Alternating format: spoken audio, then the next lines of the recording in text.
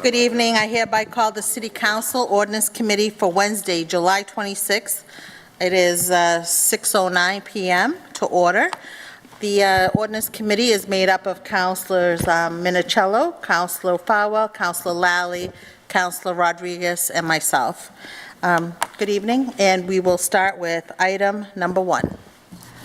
Number 1, ordinance. An ordinance amending Appendix C, zoning, Article 3, general regulations and permitted modifications in the building heights, maximum standards for residential's R3 and R4, commercial and industrial zones to increase the maximum building heights in these selected zones. Invited to attend, Jack Lally, Ward 6 Councilor, Deputy Chief Edward Williams, James Pliff, Inspector of Buildings, Building and Superintendent, Assistant City Solicitor Aileen Bartlett, or designee of the Law Department. This being a public hearing, the public hearing is now open for those speaking in favor. Thank you.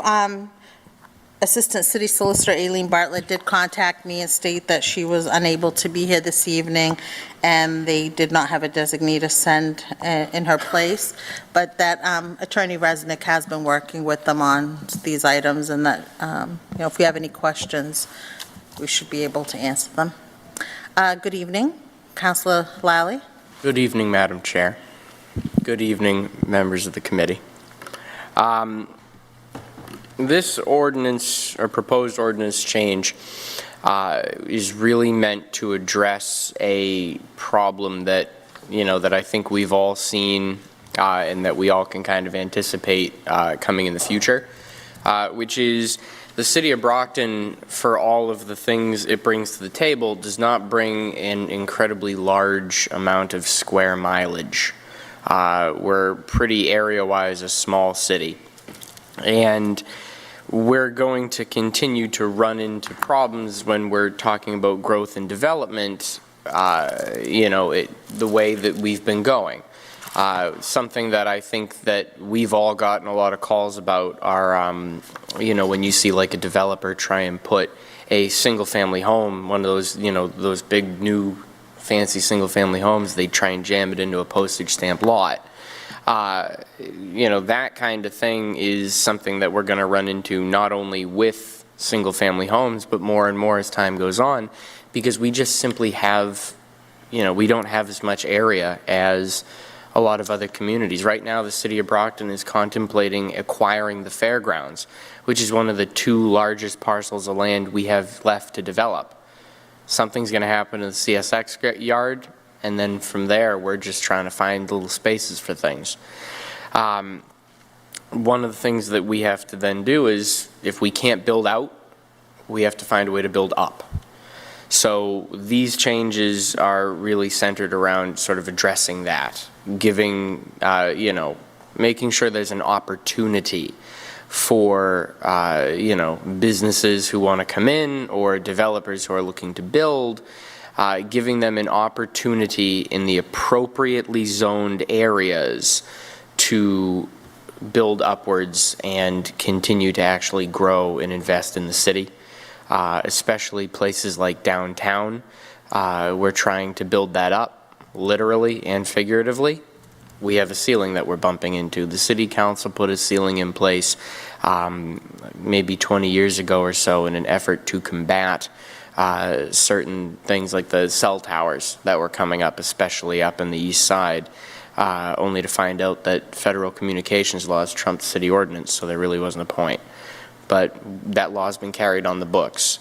I don't think it would be wise for us to completely abandon any kind of governance on height, though. So this is basically trying to balance that. A cap on how high you can just go out and build, and then a special permit or in a process in place for if you would like to build higher than that sort of ceiling that's been implemented. If anyone has any questions. Thank you, Councillor. I think this is actually great. I was hoping we had this in place prior to the public safety building. I would have loved to have seen that go up a few more stories, but councillors? Councillor Minicello and then Councillor Farwell. Thank you, Madam Chair. Good evening. I was in East Boston this last weekend, And I used to live in East Boston when I was in college with my grandmother. And there's a lot of development in Eastie right now, but they're requiring, or many of these landowners have garages underneath the homes. And these are just 2- and 3-family homes. I mean, so they're going up one extra floor or getting zoning for it so that they're putting a couple of cars, I think, in the basement, with a curb cut, obviously an official curb cut. Right. It might be some thought. I mean, it looks great, nice and neat, cars off the streets. It's something that, it's very similar to Brockton, the way the footprint looks, very congested, but it's amazing in some of these old places that I used to walk by. There's some of these beautiful condos and buildings and apartments, and they've got garages underneath them. Yeah. And they're not huge garages. I mean, again, the footprints are the footprints, and if they can fit 2 in, but it looks like they are getting sort of so if it was a 2-family, it looks like they're putting a 3-family and having the garage in the basement. So it seems like the city's working with them, giving them another floor, because they're losing out obviously on one floor, so to make it cost effective. Right. Just a thought. No, I mean, it does make sense. We have neighborhoods that I know you've all seen where you can't find parking. We're reaching that problem. When I was on the traffic commission, we ran into a problem continuously where landlords who had properties in many places, including Boston, were implementing general rules that would affect Brockton, where they were making tenants pay extra for parking spots, like in the driveway. So you'd have a completely empty driveway and people crowding the street. I didn't know that they were doing that in East Boston, but that's basically, that does help clear cars off the street.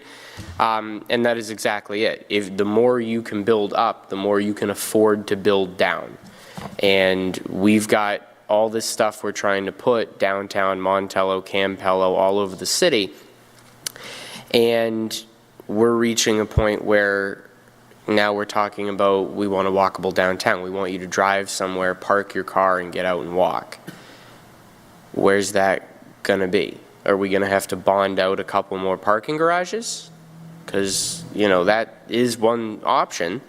But if we can get buildings that have a certain amount of size to them that they can dig lower and they can put a couple of stories of a garage or something, now they can sell, they can sell space like that, like you would see somewhere in Boston. We're not going to be Boston, but it gives us a little bit of flexibility, and I think makes us a more appealing place for investment by leaving that option open. All set, Counselor? Maybe Mr. Plouffe can comment on something like that. I don't know what would be required, but in terms of Well, I had brought up the question years ago at a zoning meeting, and I know some of the developers said it's much more expensive to, I'm sure it is. to build a lower level underground. That's why they didn't do it. But I think with an ordinance like this, to give them the opportunity, I think it would be great. But Superintendent If you Plouffe. get another floor to make up for the basement, that I think is how they're able to do it, so if it was a 2-family, they make it a 3-family with the garage under, so Underneath. that extra floor supports the parking spaces underneath, sort of the loss that would. Sure. That's what I hear, but. Councilors, I would completely agree. The higher we go with the buildings, not that we're looking at 40, 50 stories here, we're looking at only 6, but the higher we go, the more apartments can be put in, more commercial space, the less expensive per unit or per parking space those spaces will be. So if you're allowed 6 stories of commercial space, you have the ability to raise more rent, and therefore you can afford those additional parking spaces. So I truly believe that that's one of the big benefits. Over the years, since 1975, when they installed the building code in Massachusetts, construction techniques have changed. Right now, they have a podium construction for large residential buildings where the first floor, the garage, is made of concrete or steel with fire protection. Then you can build on top of that. You can build wood construction. Never before, a couple versions of the building code before, were we allowed to do that. You had to stay with one kind of construction. So now you're able to mix the constructions. You're allowed to get larger and taller. So the construction itself has allowed for larger buildings. Just on that point, Madam Chair, through the chair, I noticed that, and these are three-family buildings, but it was steel. It was steel frames, that were being erected, not wood, definitely not. So totally makes sense to support, that construction. And in addition to that, councilors, and I think the deputy could speak to this a lot, but due to sprinkler systems and fire alarm systems being installed and the building code getting stronger with their fire protection systems, the need for really tall fire trucks isn't there as much, because you can get people out of a building with the sprinkler systems, with pressurized stairwells. So I think that the deputy could speak more of that, but that's another consideration, that we can go taller because of technology. Thank you, Superintendent. Did you want to speak on it, Deputy Chief? Yes, thank you, Madam Chair. The law's been on the books for some time. Councilor Lally thinks it's been 20 or so years because of cell towers. Talking with my peers, I think it was longer ago than that. And if you look at what's been constructed around here, the Cochran building, the Bixby building was rebuilt after a fire. They all were limited to the height restrictions that we have right now. And I think back then that was where the ladders would reach. And that's been the consensus of what we've come down with. Today, as Commissioner Plouffe said, sprinkler systems are mandatory, fire alarms are mandatory in buildings.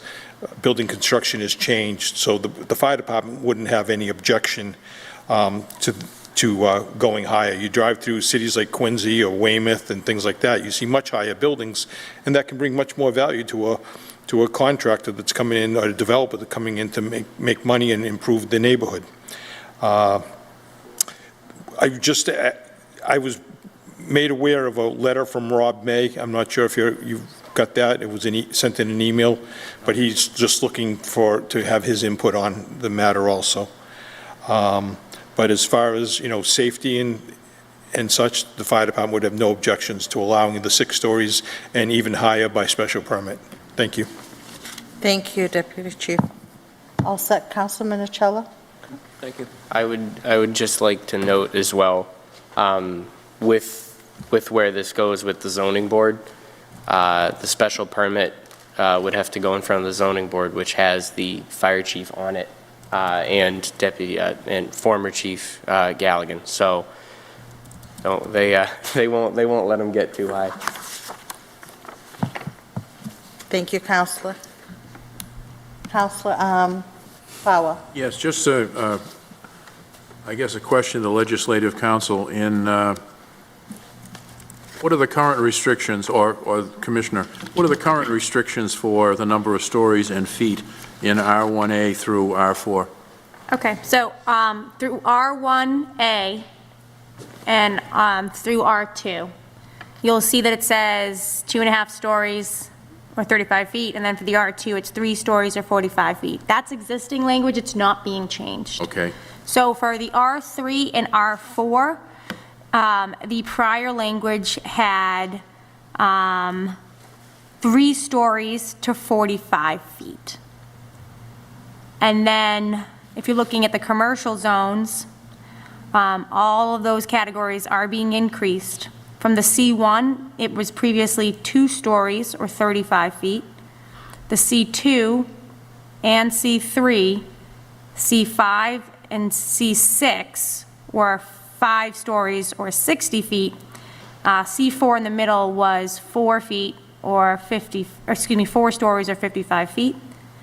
And then in the industrial zones, I1 was 3 stories or 40 feet. And then for I2 and I3, that was 5 stories or 60 feet.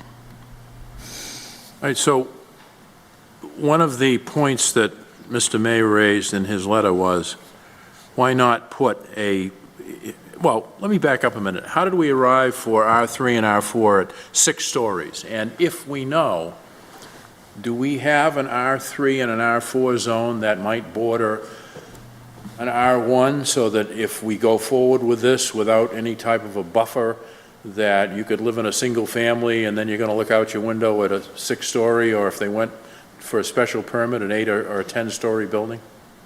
I mean, should there be a buffer built in between, if we're going to give this kind of a height relief, should there be a buffer between that and a single family in a residential area? Well, first things first, I think what Director May pointed out, he had a good concern about actually specifying the amount of feet. So we'll have an amendment for that, before this actually comes to a vote in front of the council. To change there's, in this city, especially with its sort of age and how zoning came in, which is a lot more sporadic, you'd have to take it a step further. So you'd need, a buffer for R3 and R4, you'd need a buffer for any commercial zone, you need a buffer for any industrial zone, but then you run into the problem where how much of a buffer, how far are we talking, how many feet, and when you actually start overlaying what goes where in the city, you're really just sort of cutting down what exists, or the areas where that could work, right back to sort of where, back to where we were practically. I think that's part of the process, the zoning board and the planning board process, is you are notified to when something's being constructed, and you can go in and object, and you can make these concerns known. The other thing is we have stuff like that already exists. So in my ward, I've got an entire neighborhood that lives in the, at this time of night, literal shadow of the FootJoy building. And the FootJoy building, not only is it taller than everything around it, it's also in kind of like a, a state of, it could be not disrepair, but it could be spiffed up. So I think that it's definitely something that would look a little, it could look a little incongruous to have a 6-story building near a 2.5-story building. But I don't think that's unusual anywhere around here in the, the larger region. And I don't think it's incredibly unusual in the city itself. I would just, again, say a lot of these are already, it's going up to 6 for all of it, yeah, for R3, R4, and commercial industrial. But we have areas that are next to commercial industrial now where they could be next to a building that goes up to 5 stories. And that's not, 5, 6 stories, that extra story isn't going to be what does it. I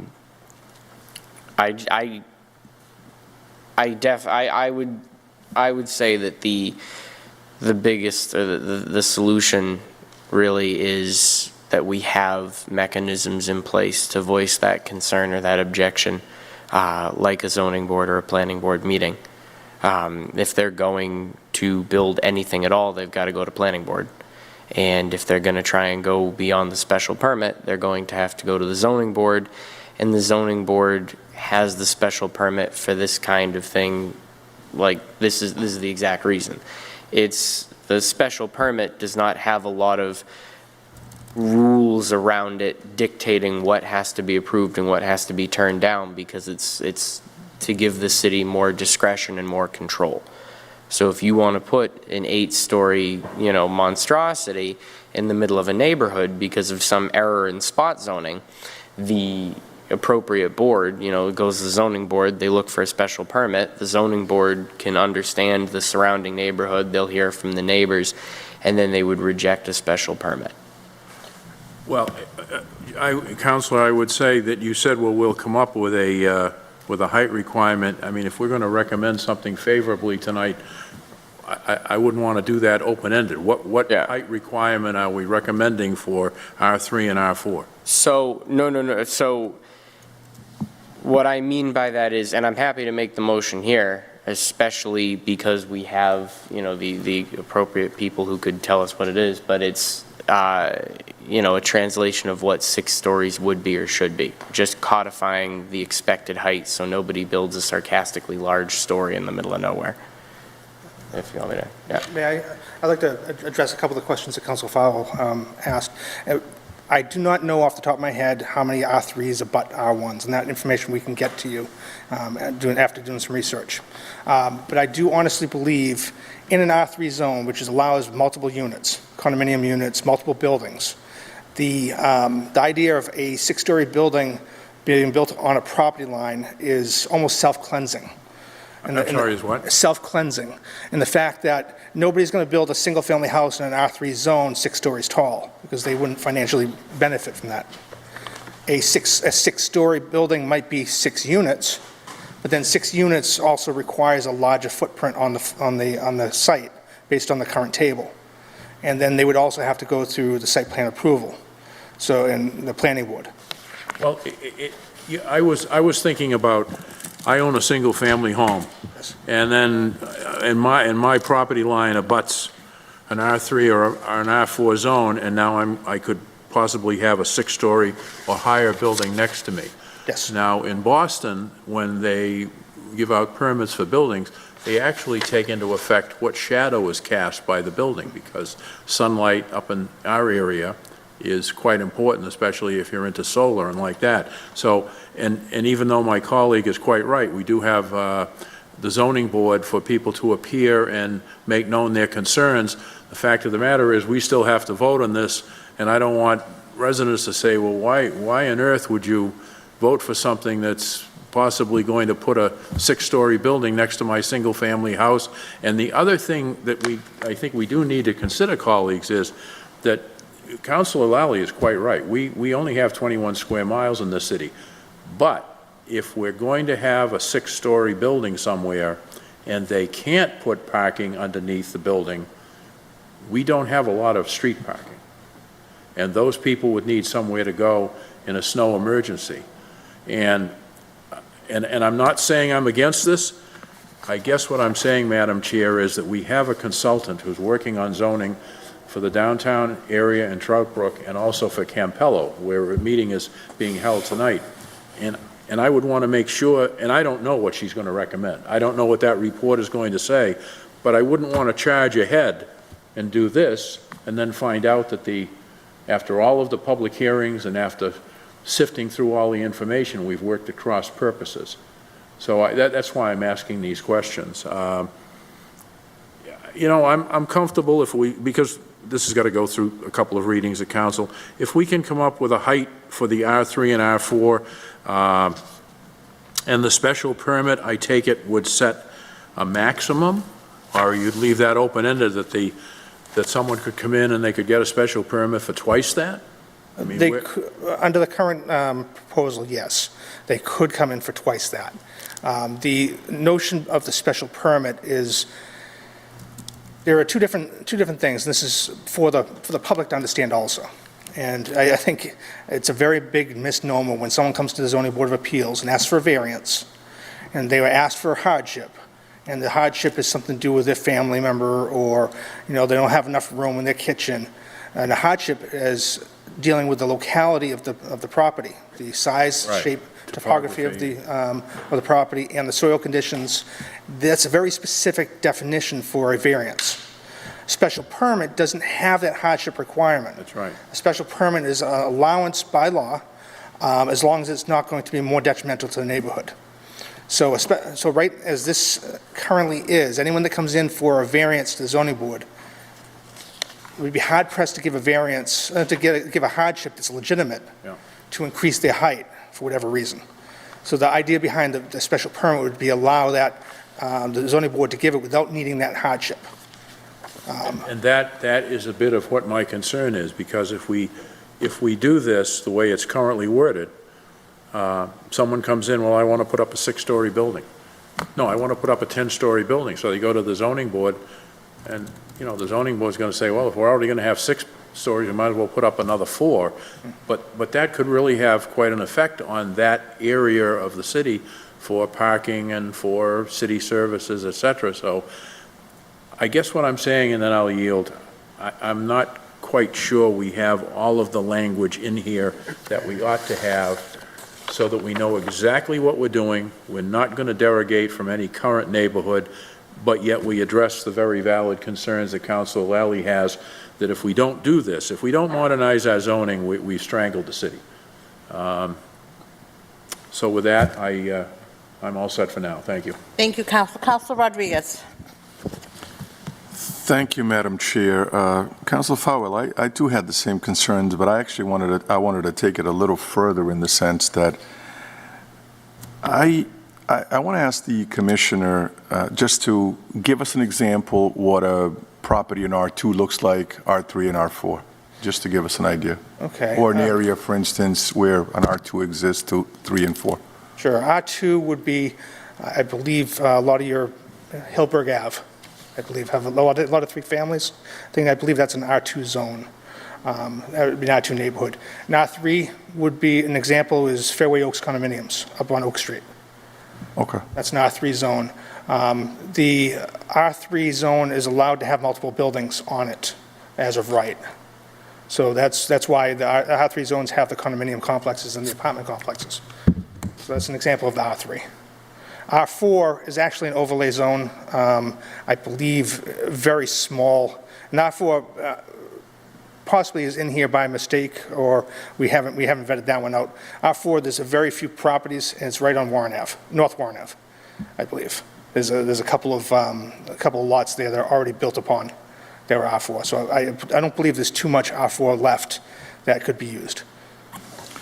Yeah, because I think, you guys know exactly how I feel about the fact that, this city needs to go up and not sideways like we normally do. I mean, we build these monstrosities, horizontally instead of building vertically in some instances. And we will never look like a real city by continue to do that. So that's why, but I think we ought to leave R2 and R3 basically pretty much the same, just to kind of run, to avoid the risk.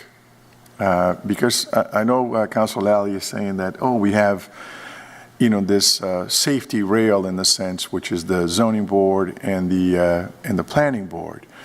But we got to be honest. It depends who you are going in front of these boards in order for you to get the permits to build what you want to build. It's not a fair process across the board, and there's always give and take. I mean, you see it happening all over the place. Some builders will come in and build a 20-story building on a postage stamp, and somebody else that has 2 acres has a tough time building something that resembles a building. So we see that happening. So I think to avoid all of that altogether, I think I'd feel more comfortable for us to leave R2 and R3 basically about the same. Put the limits. It's still residential, a 3-story building, and we can look into possibly making it a 4 with a parking underneath like we have discussed. But I think to stay away from that 6 stories in R3, since we don't have that much R4, I think it would probably help us feel a little bit better in terms of the neighborhoods that we're trying to protect. Because we still have neighborhoods. I mean, the city doesn't have much to build, but we still have neighborhoods all over the city. So I honestly would feel more comfortable knowing that, we can do like a 4, 3, 4 in those areas, with understanding that if you're going to go, 3, let's look for, future in the future, in the sense to make sure we do something with parking in those areas. So, but not to go to 6. And then if they go above 6, where they're actually coming in for a special permit, and before you know, you're going to get a 10, 12, or whatever the deal might be when we open that can of worms. But I wanted to take this a little further in the sense, and I want to ask the Deputy Chief if he can just come up and give us an idea. What are the boundaries of the 1st Fire District? The boundaries to the south go down to, I think, Kalmar Street. Okay. And it's basically Warren Avenue to Montello Street. Okay.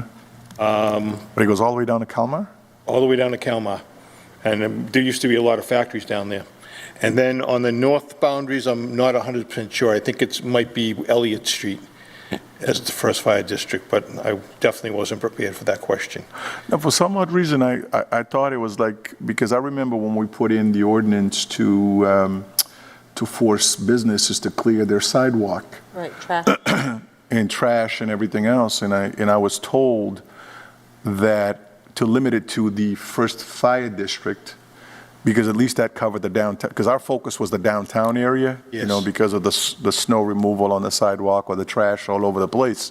But I was under the impression that it didn't go further than where the Y was.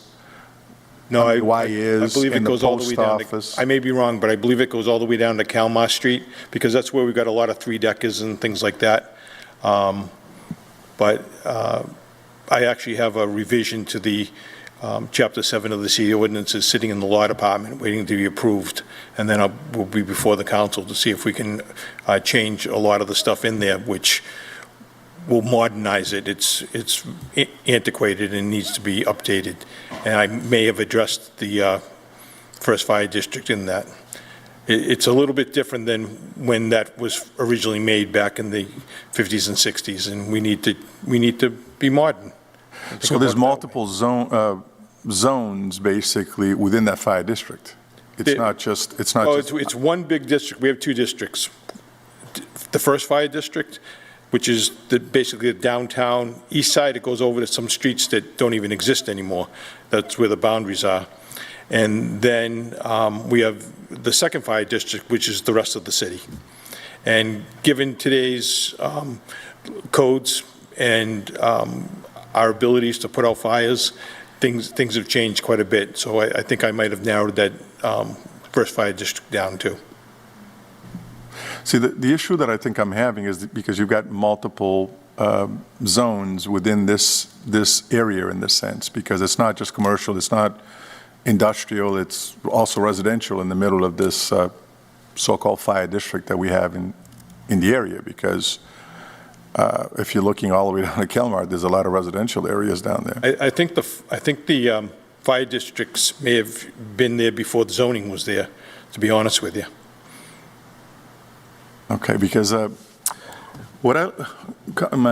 the chair, to my colleagues and to you folks as well, one of the things that I would like to see is, for instance, for us to put in language within this particular ordinance to say a radius of X feet from City Hall, for instance, should have a special permit where somebody could actually build a 20-story building without going through the entire hoopla of applying for a special permit to make sure that, you know, whoever's sitting on that committee gives them that, but basically to give them that flexibility so that investors and developers from outside of the city who are looking to develop our downtown somewhat don't have to sit here and worry about, you know, I want to build something taller than 6, but if it's 7, then I got to go in front of the zoning of appeals.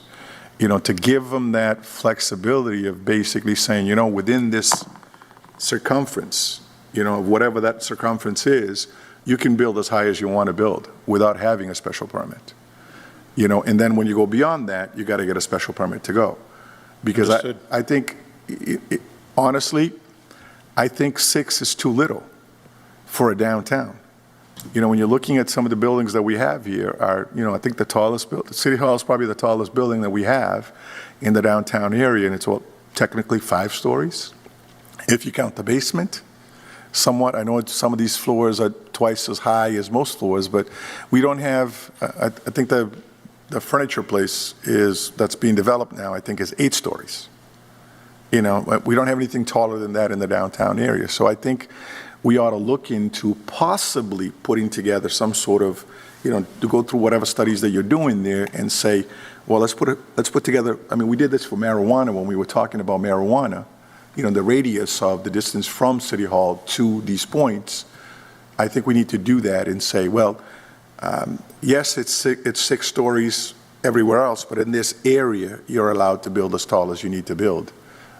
Based on your own abilities, in a sense. You know, maybe we can even go as far as saying we're going to put a limit in the height, as far as basically saying it's got to be taller than this, instead of saying it's up to 6, but we can say it has to be a minimum of, if you want to build it in this area, so that at least it has that aesthetic, you know, that look that resembles a downtown. You're absolutely right about Quincy.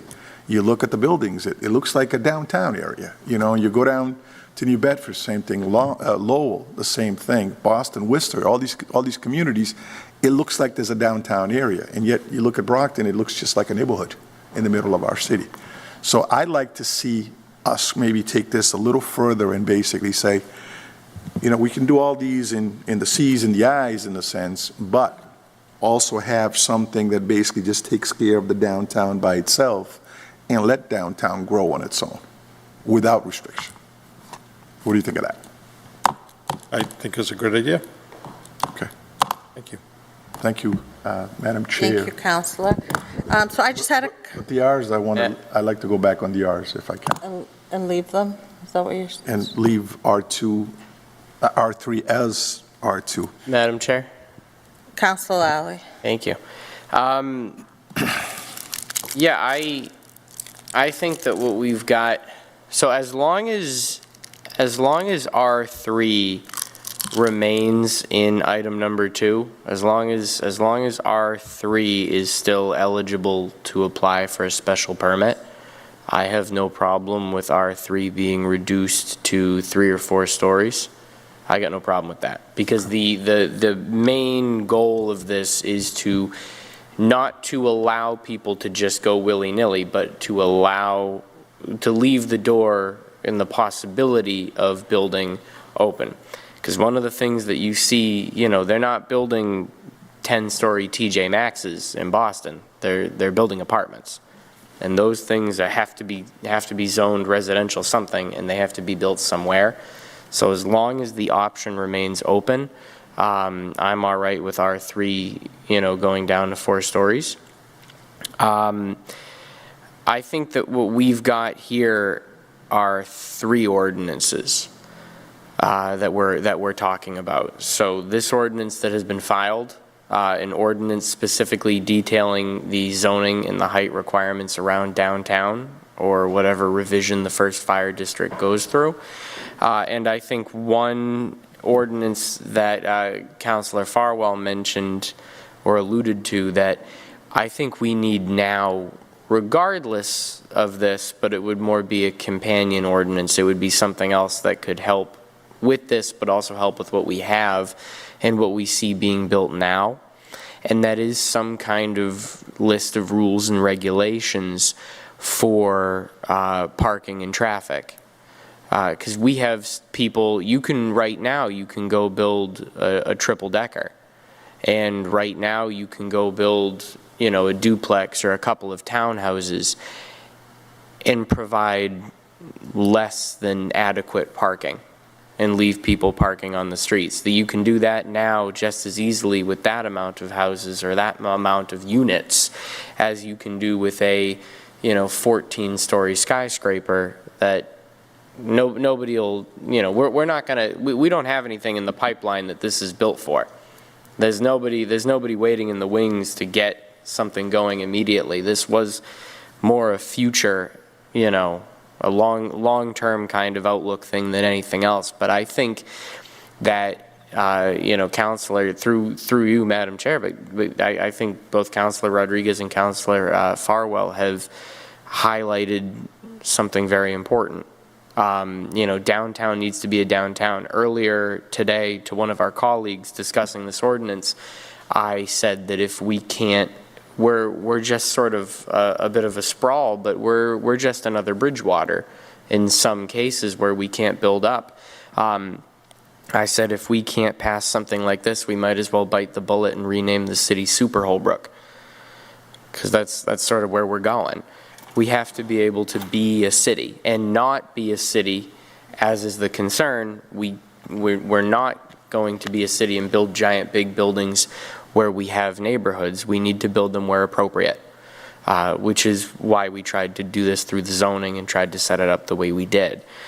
But building downtown and freeing up the construction of downtown, even adding Campello and Montello and creating a radius, which I'm sure Rob May would have somewhere already, I think is a very reasonable idea. I think it should probably be its own ordinance so it can stand out and be, you know, be more specific than an amendment.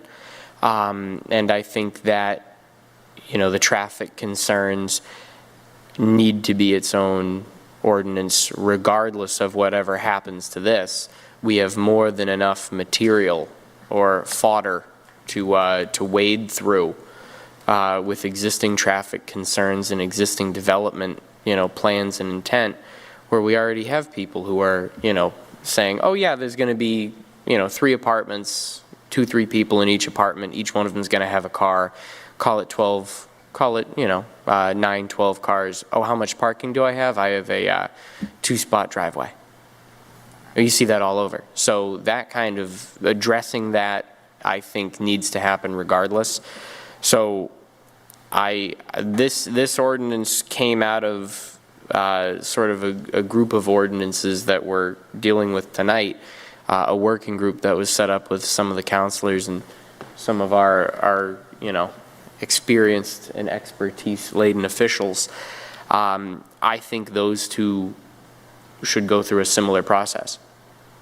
Because regardless of whatever, I would like this to pass. I think it's necessary. But I also think that we do need to address the traffic, especially, and where people are parking in that situation.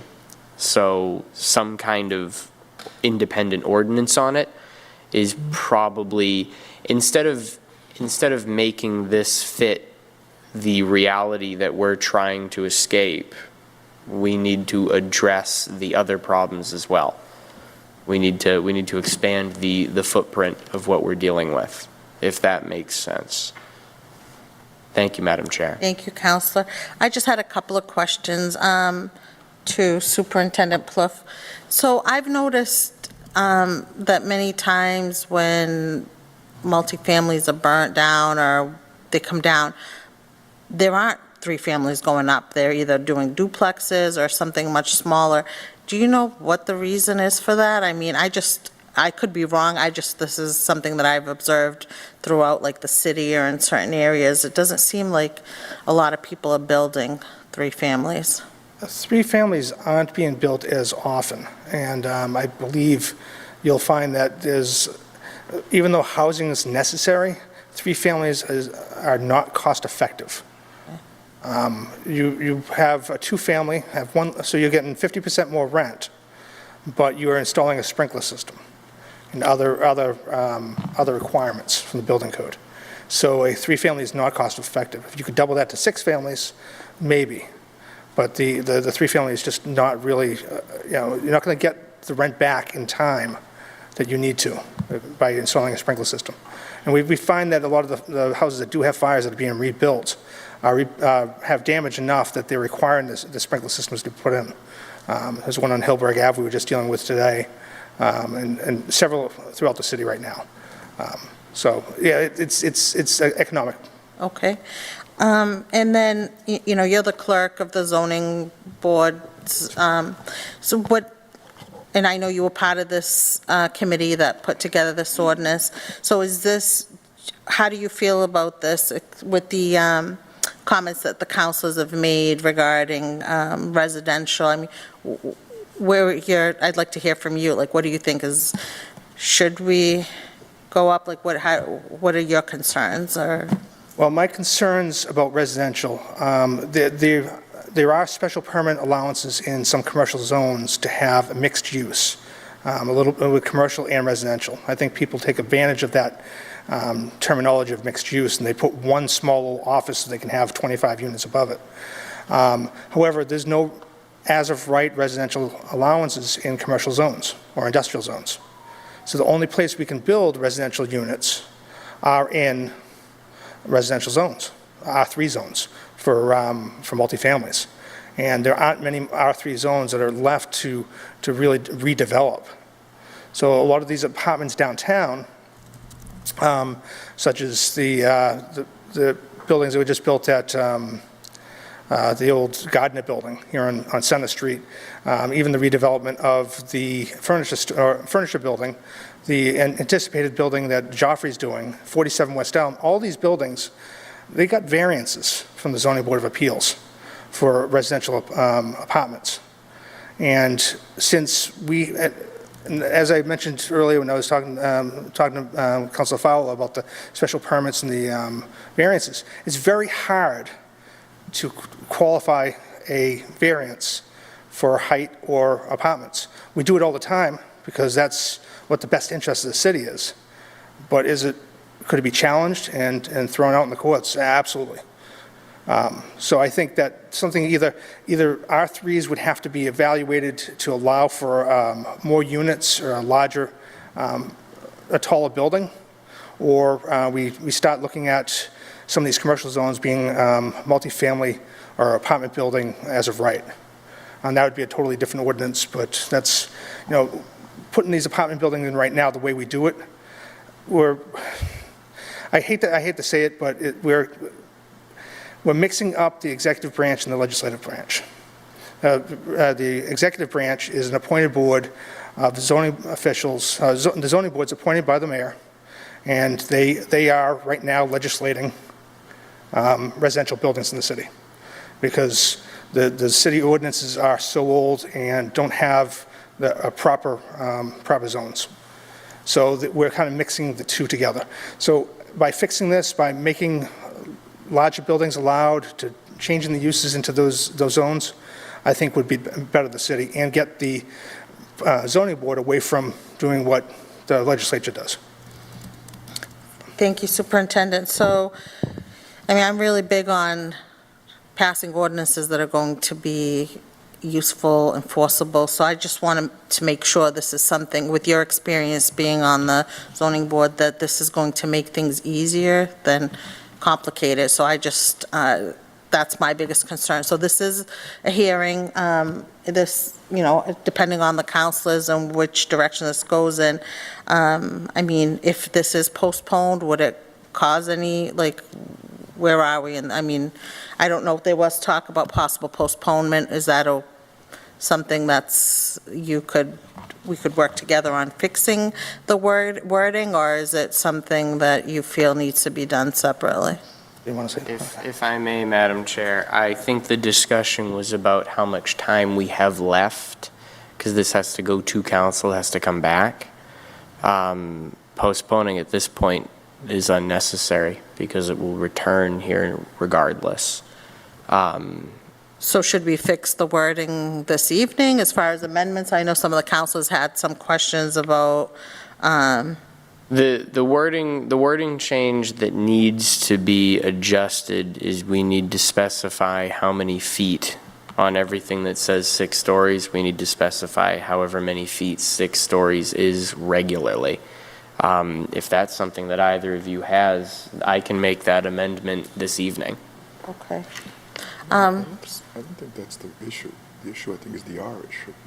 And I know there was another question about keeping some of the residential to preserve some of our neighborhoods. So I know councilors still have a few questions, but I just wanted to put that out there. Councilor Fowler? Here's the thing, and I'm glad that Mr. Plouffe raised this.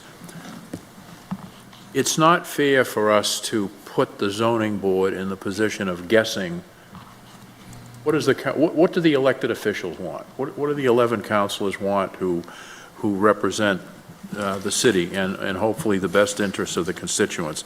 So leaving open that you could get a special permit and you could go up, I'm exaggerating, but you could go up 12 or 15 stories, I suppose, if you could sell that to the zoning board. I just think we need to be as clear and as specific as possible, because Councilor Lally has done exactly what we should be doing, is modernizing our zoning code. But I wouldn't be comfortable voting tonight unless I lock in exactly what we think should be recommended to the council, and be as specific as possible so we don't leave our zoning board members guessing. Thank you, Councilor. So from my understanding, then we could try to do this evening. Do we have the information that we could supply the council so that we could work on passing this evening? Some of the. What are you looking for, Madam Chair? I'm sorry? Councilor I had Minicello. them blocked, I'm sorry.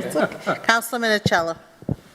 Well, Councilor Rodriguez brought up a good point with regard to pre-existing, houses. And I guess what I think we should discuss is certain safeguards with respect to pre-existing, structures and units, so that if a person's going to come in for a special permit, that there's some criteria of protection with respect to the existing homeowner. I mean, all of a sudden, you have your home, and we change the zoning, and then all of a sudden, you have, let's call it normal sunlight, and then all of a sudden, you live in a dungeon, because this structure now is coming up, and, you were pre-existing, and all of a sudden now, the rules have changed, and now my, nice sunny whatever unit or what have you, that I paid, I invested in Brockton, I wanted to, whatever. Now all of a sudden, now I'm living in this sort of shadowy,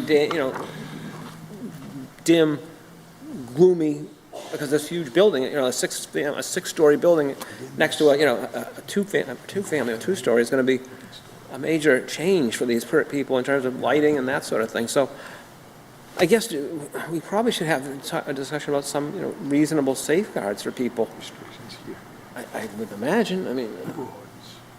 Yeah, we would have to figure out, I know that the counselor mentioned some kind of a buffer before. And the danger is you provide too little a buffer, somebody lives in darkness. You provide too much of a buffer, nobody gets anything built. So we'd have to find that. Also, we'd have to see really how many places does that directly affect? Because it's, we're not dealing with, Nebraskan geography.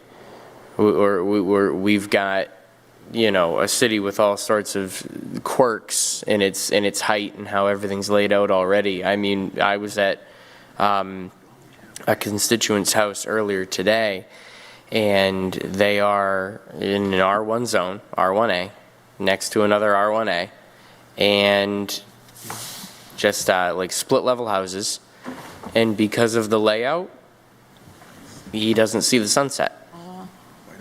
Around about an hour from now, lights already out, he's just getting shadows because the house is just the same as his house, built the same time by the same person, but it's up a hill a bit. So we'd have to define, exactly what kind of range we were looking for, but I'd also like to really see how many places are directly affected by that jump from residential to, R1, R2 to, R3, R4, or commercial industrial. I think one of the things that we just have to be careful about is that this city was spot zoned. And I know Director May has been talking about and working on addressing that and fixing some of the more egregious spot zoning. We still have that laid out. So it is a bit of a tough balance. I just think that we need to get it right, because Councilor Farwell. Oh yeah, we don't want to mess it up. Good point. That if we create something and we don't provide the framework of which to guide the board, then we're not doing our job here, because it's going to be we're creating something without an answer, and we're in my opinion, basically providing the board with no direction. Right. And we're just going to create more havoc and questions for them. We need to provide them with a framework, a real outline of what the rules are and what the exceptions are, and when something can happen and when it can't happen, with specifics, because I don't want to just hand them a blank check and then say, well, what do you want us to do with it? Well, we're going to start creating, That's one of the concerns or problems that we have with our existing way of doing business, which is, I think, part of what the commissioner was talking about, is that most of, or at least half of the zoning board's agenda is stuff that shouldn't be in front of it. It's just stuff that you have to get a variance to do practically anything, because nobody's touched our ordinances since the mid-60s. So we have to do two things. We have to upgrade them, and like you said, we have to upgrade them right.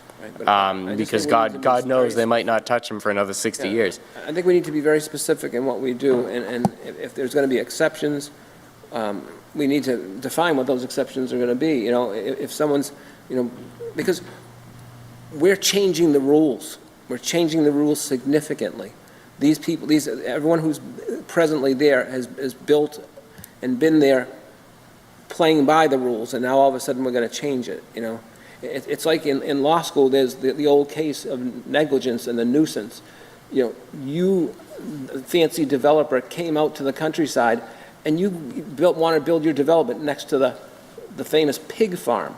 Now you want the farmer who has the pigs to close up shop because you came to the nuisance. It was a nuisance, we agree, but you brought the development to the nuisance, so don't cry to us, because, you know, the rules were the rules, and the farmer had the right to have his pig farm there. You know, it was properly zoned, and now you want to change it. Well, okay, but understand, there's a pig farm next to you, so, but here, we're changing the rules, so, you know, if you have a nice little house and you get nice sunlight and what have you, and all of a sudden now we change the rules, you can build a 6-story house, or, you know, 6-story unit building, it's going to be a different outlook, you know, and your spouse or significant other would say, I don't want to stay here anymore, there's no sunlight here, it's depressing, you know, it's whatever. Well, change the So I'm neighborhood, just yeah. saying, those types of special circumstances need to be, I think, incorporated into what we create, you know? If there has to be some sort of I think we need to consult with someone that has an expertise in this type of No, I think development, really. yeah, I think that, well, I want to just go further into, I think, what the commissioner was saying about the zoning board itself, which is, right now, we're asking them to do exactly what, you know, you're worried that we want to avoid asking them to do on a lot of decisions there without cover. Nothing's been updated, nothing's been changed. So they're making a lot of decisions that they shouldn't have to make. What the special permit, as how I envision it, will say, gives them the ability, right now they have to approve something, and they can be, you know, if they try and do something on behalf of the people who live there and strike down a developer that, you know, technically checks off the boxes and is allowed to build what they need to or want to build, they can be sued. We pay the court fees, and then that developer gets permission to build. The nature of the special permit is that we don't need a reason to turn anyone down. It's easier to apply for. You don't have to prove a hardship, but it's also easier to get shot down for. You can go try and get a special permit for, you know, just about any reason, but the board can shoot you down for just about any reason. They don't have to give you one. So yeah, I think the primary thing, if I'm to take things from it, expanding, you know, opening this up so we can build even higher downtown, which as I said, I think is a separate ordinance to, you know, have more control over downtown specifically. A traffic ordinance, which I think has got to happen regardless, which would help govern whatever comes out of this ordinance, but also the city itself as it is. And then I think before this ordinance's next appearance, whether it be through postponement or referred back from the council, however it gets back here, I think this ordinance's next appearance before the committee would need the additional bit of information of how often is an R1 or an R2 bumping into something that could become 6 stories. And, you know, just get the facts and figures on that. And then hopefully we can get something from the planning department. Hopefully they're able to give us some kind of layout. You know, they show us visually with a map and some radiuses about, you know, what we're talking about for a buffer. And you know, how does that matter? If a 6-story building casts, say, however many foot shadow, how far away does it have to be? And we can sort of, make some unfortunate planning department employee map that Those are the out. real exceptions, and those are the real criteria that we need to know about beforehand. Because that gives the boards the information they need to say yay or nay, from us. From us. We're giving them direction, I don't know offhand, how, let's say that you currently have 8 hours of sunlight. I don't even know if that's whatever. I'm just using that as an example. Theoretical, hypothetical. Now all of a sudden there's this change, and now you're only going to have 2 hours of sunlight. Is that a significant negative impact that gives a person who wants to object to the issuance of, Well, it's a significant change, right, yeah. exactly. But I'm just saying, but we need to fold that into, I think we need to fold it into what we're doing before we put it into motion. And don't have the boards have that information about what could they use, or what is their yardstick to say yay or nay to whoever's in front of them. If someone's coming in with an objection, okay, well, what's your objection? Blah, blah, blah, blah, blah, blah. Does that rise to the level of saying, Mr. Developer or Mrs. Developer, you can't do it? Well, if they're within, if you create some sort of buffer around it, and that somebody then tries to build 6 stories within that buffer, I think they would be turned down before they even tried to reach the board, because somebody would say, hey, look, you're in the buffer, you can't, the law doesn't let you do that anyway. You just have to find the Right, but appropriate. are we going to define the buffer? How do we That's know? what I'm saying. I'm saying We we need to have to define the find buffer. the appropriate. We need to set the yardstick. Right. I mean, We the have to real find specifics. we have to find the appropriate Yeah. size of the buffer, and that's something that I think is a little tricky. Right. Because I don't think we have the expertise. what are we talking? Yeah, but I think before we actually come down with with a size of a buffer, we would need to figure out, what that looks like, see that visually, because if we start drawing, I know one of the things that we talked about when the city council had to vote on the marijuana ordinances was how far away a retail marijuana place should be from certain places like, schools, houses of worship, things like that.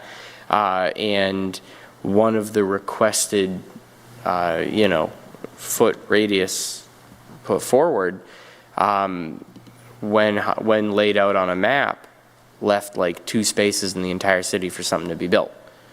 So it was a large footprint that was cast, but this city, like Councilor Farwell said, is 21 square miles. That's, you stand right downtown and you set a 1 mile radius around you, you're coming pretty close to the edges. I mean, there's a lot of good things being developed in Brockton, no doubt about it. A lot of some good construction taking place, more what I would call attractive units for people. And now, and we can bring it to another level here. We have the chance to do that. I mean, I love the city. I love cities because there's, you go to these towns and, there's not as much variety, so to speak. I mean, just food-wise in a city, we have access to all sorts of different varieties of things.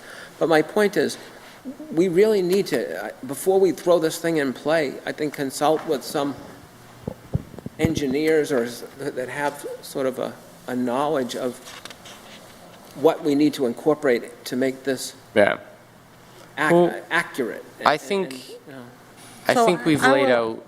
I'll add to that. So, councilors, I think you've all brought up great points, and, Council Ali, we're all in support of this. I think good this is thing. Oh, really yeah. a good Great thing. thing. Oh, I think we're all on board, yeah. We all wanted just to make sure that we're doing the right thing. That way, we don't find ourselves down the line with an issue. Oh, no, So, it's better to do it right once. Correct. Absolutely, yeah. So what we're going to propose is what I will, just an idea, City Council doesn't meet again until the end of August. So we can have another meeting on this if we were to postpone this hearing.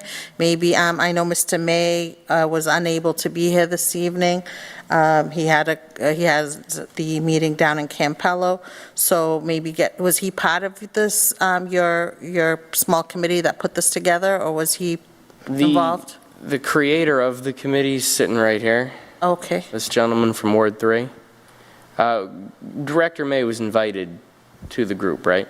100%. He came to one meeting, if I recall, but no other. Okay. So Okay. we'll talk to Mr. May, and I mean, I don't know, maybe get somebody from engineering as well. Like, I think the more input we can get from Superintendent Plouffe, what do you, I mean, Well, is there anybody that if- could help us with getting some of these, If I may make a suggestion, Madam Chair? Counselor?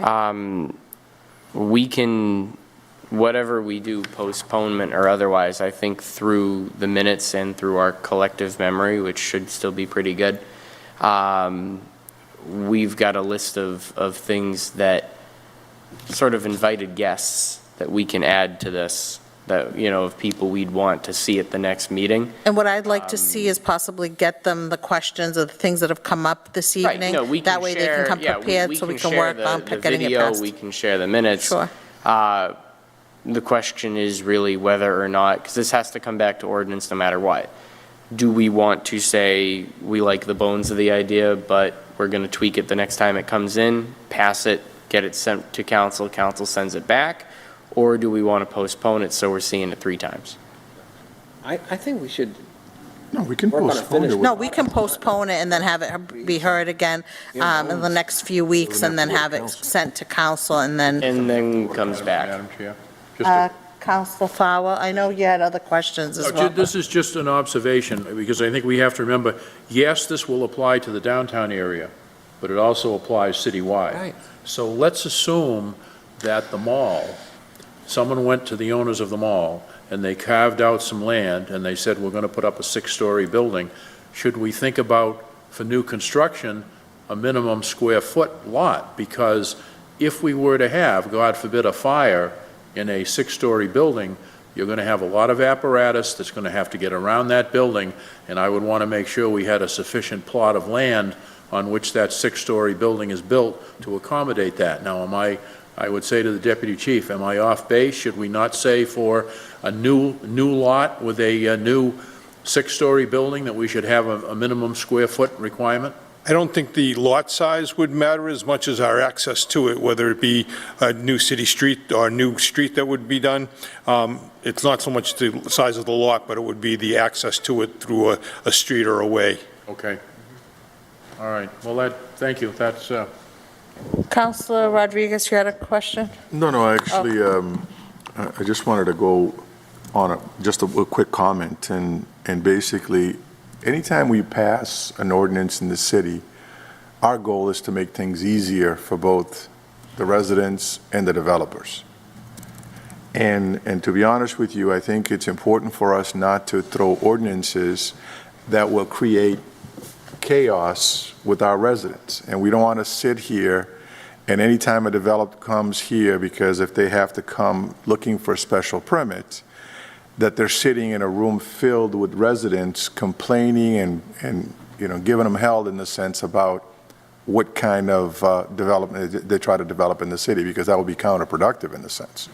So whenever we can make it a lot as easier as possible to our folks, the easier it is for both the residents and the developers. Because we don't just want to say, well, you can build a 6-story, but anything over that, you can come in for a special permit, go in front of the zoning board, and then have, again, the room filled with people complaining about that product. And it actually doesn't look good for the city either way. So whatever we think about doing in the future, I think we got to look at it and say, we got to keep those two things in mind, in the sense, the easiness on the residents, and also make it an easier process for the developer, knowing that, you know, the city is open for business in the sense that we want developers to come in. You know, and if we don't have any more questions, I think I'm just going to make a motion. Well, it's a hearing, so it's still a Okay. hearing, so I'm not sure if there's anybody else here that would like to speak in favor. No, seeing that part of the just one hearing. last comment. Counsel? And I throw it right back at Councilor Lally. You mentioned, getting the data of how many homes or structures will be affected. So between now and the next meeting, that's some of the data that we're going to need, so. Right, that would be a question for the commissioner. I believe you mentioned that earlier. Yes, Councilors, through the chair, I would evaluate the map and determine where our zones are in relation to each other, and how many zones touch where. Okay, perfect. So, That's important.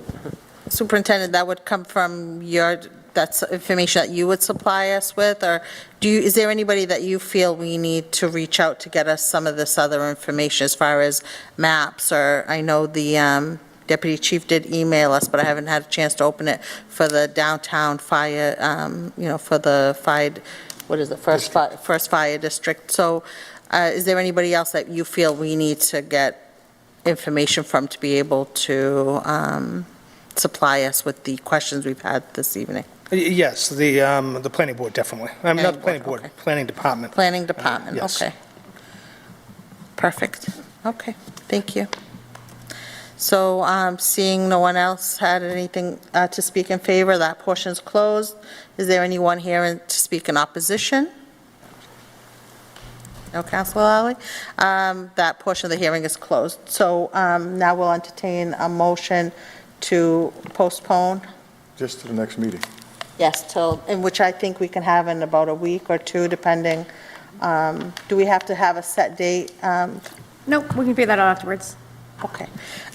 Before we close, I did want to have the letter from Mr. May read Well, no, into the let's get a minute. second first, and then you can read it. Well, we haven't closed yet the meeting. I want to be part of the meeting.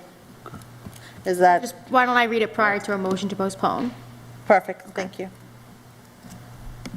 This is the letter from the city planner.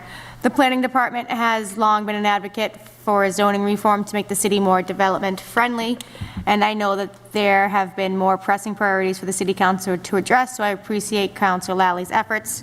The proposal in front of you today would increase the maximum building heights to 60 feet in the residential 3 and 4 and commercial 1 through 6 and industrials 1 through 3 districts. As I understand it, the intent is to encourage development by allowing developers to build more vertical space to be occupied by paying tenants.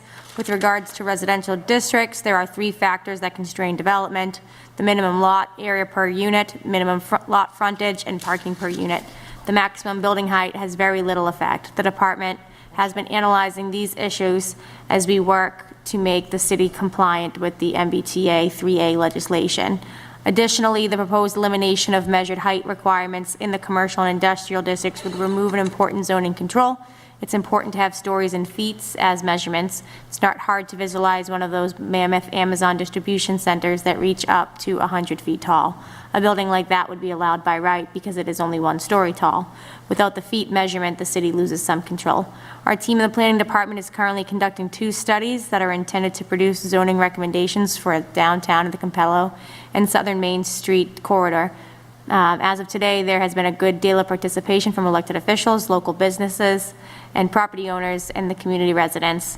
We hope to address lot area per dwelling unit, lot frontage, and parking in our proposal. And it won't be too long before we begin to work in the Village and Montello areas. With that in mind, I hope the council can hold off on acting until we finish and present new recommendations for your consideration.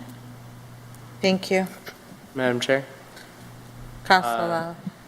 I don't think there was a second yet on that motion. The motion hasn't been made The yet? motion has been made. Okay. Would it be your preference that I introduce a motion to amend this to include the feet now, or should I wait? I believe you should wait, because I think we'll have to amend other stuff as well, so, Right. correct, so might as well do them all at once. Yeah, okay, fair enough. So, thank you. Yep. Well, with that in mind, I'd like to make a motion that we postpone this item until our next scheduled ordinance committee meeting. Seconded? Motion's been made and properly seconded to postpone this hearing. All those in favor? All those opposed? This hearing is postponed till the next ordinance meeting. Thank you. Thank you, Madam Chair. Thank you. Madam Clerk, item number 2. Motion to accept? Oh, Sorry. Number 2, ordinance. An ordinance amending Appendix C zoning Article 3, Section 27-20, accessory structures, to establish new provisions for fence heights. Invited to attend, Mark D'Agostino, Ward 3 Counselor, Susan J. Nicastro, Ward 4 Counselor, Deputy Chief Edward Williams, James Pliff, Inspector of Building, Building Superintendent, Assistant City Solicitor Aileen Bartlett, or designee of the Law Department. This is a public hearing that is open for those wishing to speak in favor. Thank you, Madam Clerk. Once again, Councilor Nicastro had another Ward 4 meeting, so she was unable to attend this evening. She said she was going to send something in an email. Did we receive anything? No, I did not. Okay. And Assistant City Solicitor Aileen Bartlett also said she was unable to be here this evening. So with that being said, Councilor D'Agostino, did you want to speak on this item? Sure. One second.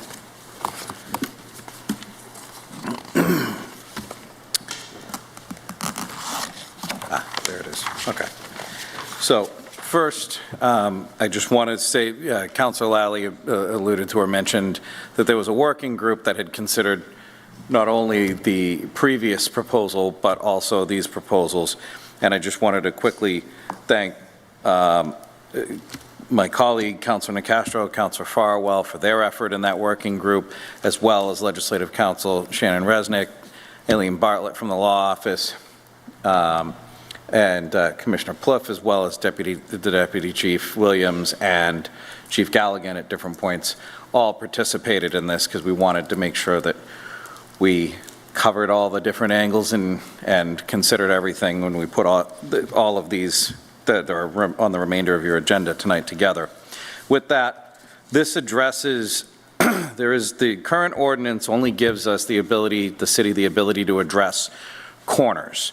And there's a height that if you're over a certain height at a corner and it obstructs being able to see traffic-wise, then there is, and the commissioner can talk, or I'm sorry, the superintendent can talk about that. The ability, there's some restrictions there.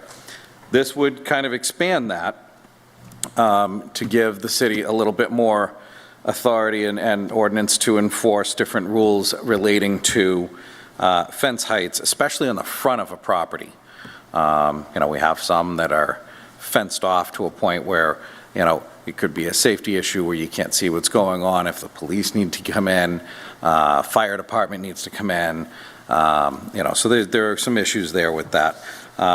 So the goal was to address that, put something on the books that gave the building department something that they could work with outside of just that corner issue. Okay.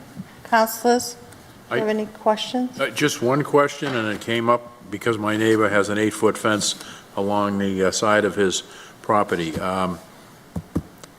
Would that mean that his fence would be in violation, or would existing fences are existing fences grandfathered in? Yeah. Good. Council, to the chair. Yes, it would be grandfathered. Fences, anything that's in existence today, Yeah. that's as of right. When you change a rule, you can't make that retroactive. Okay, so let's now it's I don't even think it's pressure treated. Let's say he has to replace it. Would he then fall under the new? Would he have to go to 6 feet? I would say if he had to take it all out and replace it, he would probably have to go to 6 feet, yes. If he was to repair it piece by piece. Leave one board up? No, he's a really good guy, and I mean, I just thought of this because it could occur citywide that we have some people who have 8-foot fences. Maybe they've got a pool, maybe they don't want people leering it at them, but if they had to replace the wooden fence, would they then be restricted to 6 feet, which for those of us who are vertically endowed, you can look over a 6-foot fence, but I'm just wondering if there's a way of doing what we're doing, because I'm in favor of it, but say if you are replacing a fence that was grandfathered in, you may replace it with the same fence. I mean, could we do that, or is that a problem? Or, I mean, I'm asking Councilor D'Agostino, What do you think? So I don't have an issue with that, especially we're going to grandfather existing fences anyway, would be grandfathered. So I don't, if that's the will of this committee to make that amendment to basically grandfather a replacement fence, I'm okay with that. You know, because this is kind of a going forward thing anyway, right? Yeah, well, I would simply say if a person is repairing or replacing a fence, they may do so with the same size fence in existence. Just something simple like that. Right, and I'd be comfortable with that, especially on the back of the property. What did we do on sides? Let me just, rear side, 4 6 feet. feet. We drop down, that's it. And then it drops to 4 on the sides. I mean, really, the only place that I probably wouldn't want to, the only place where I wouldn't want to put a carve-out like that in is corner lots, fronts of properties. But beyond that, I would be comfortable with an amendment that, you know, allowed for what you're talking about if it's a replacement, you know. So basically the back of the property, or if it's not a corner and not on the front.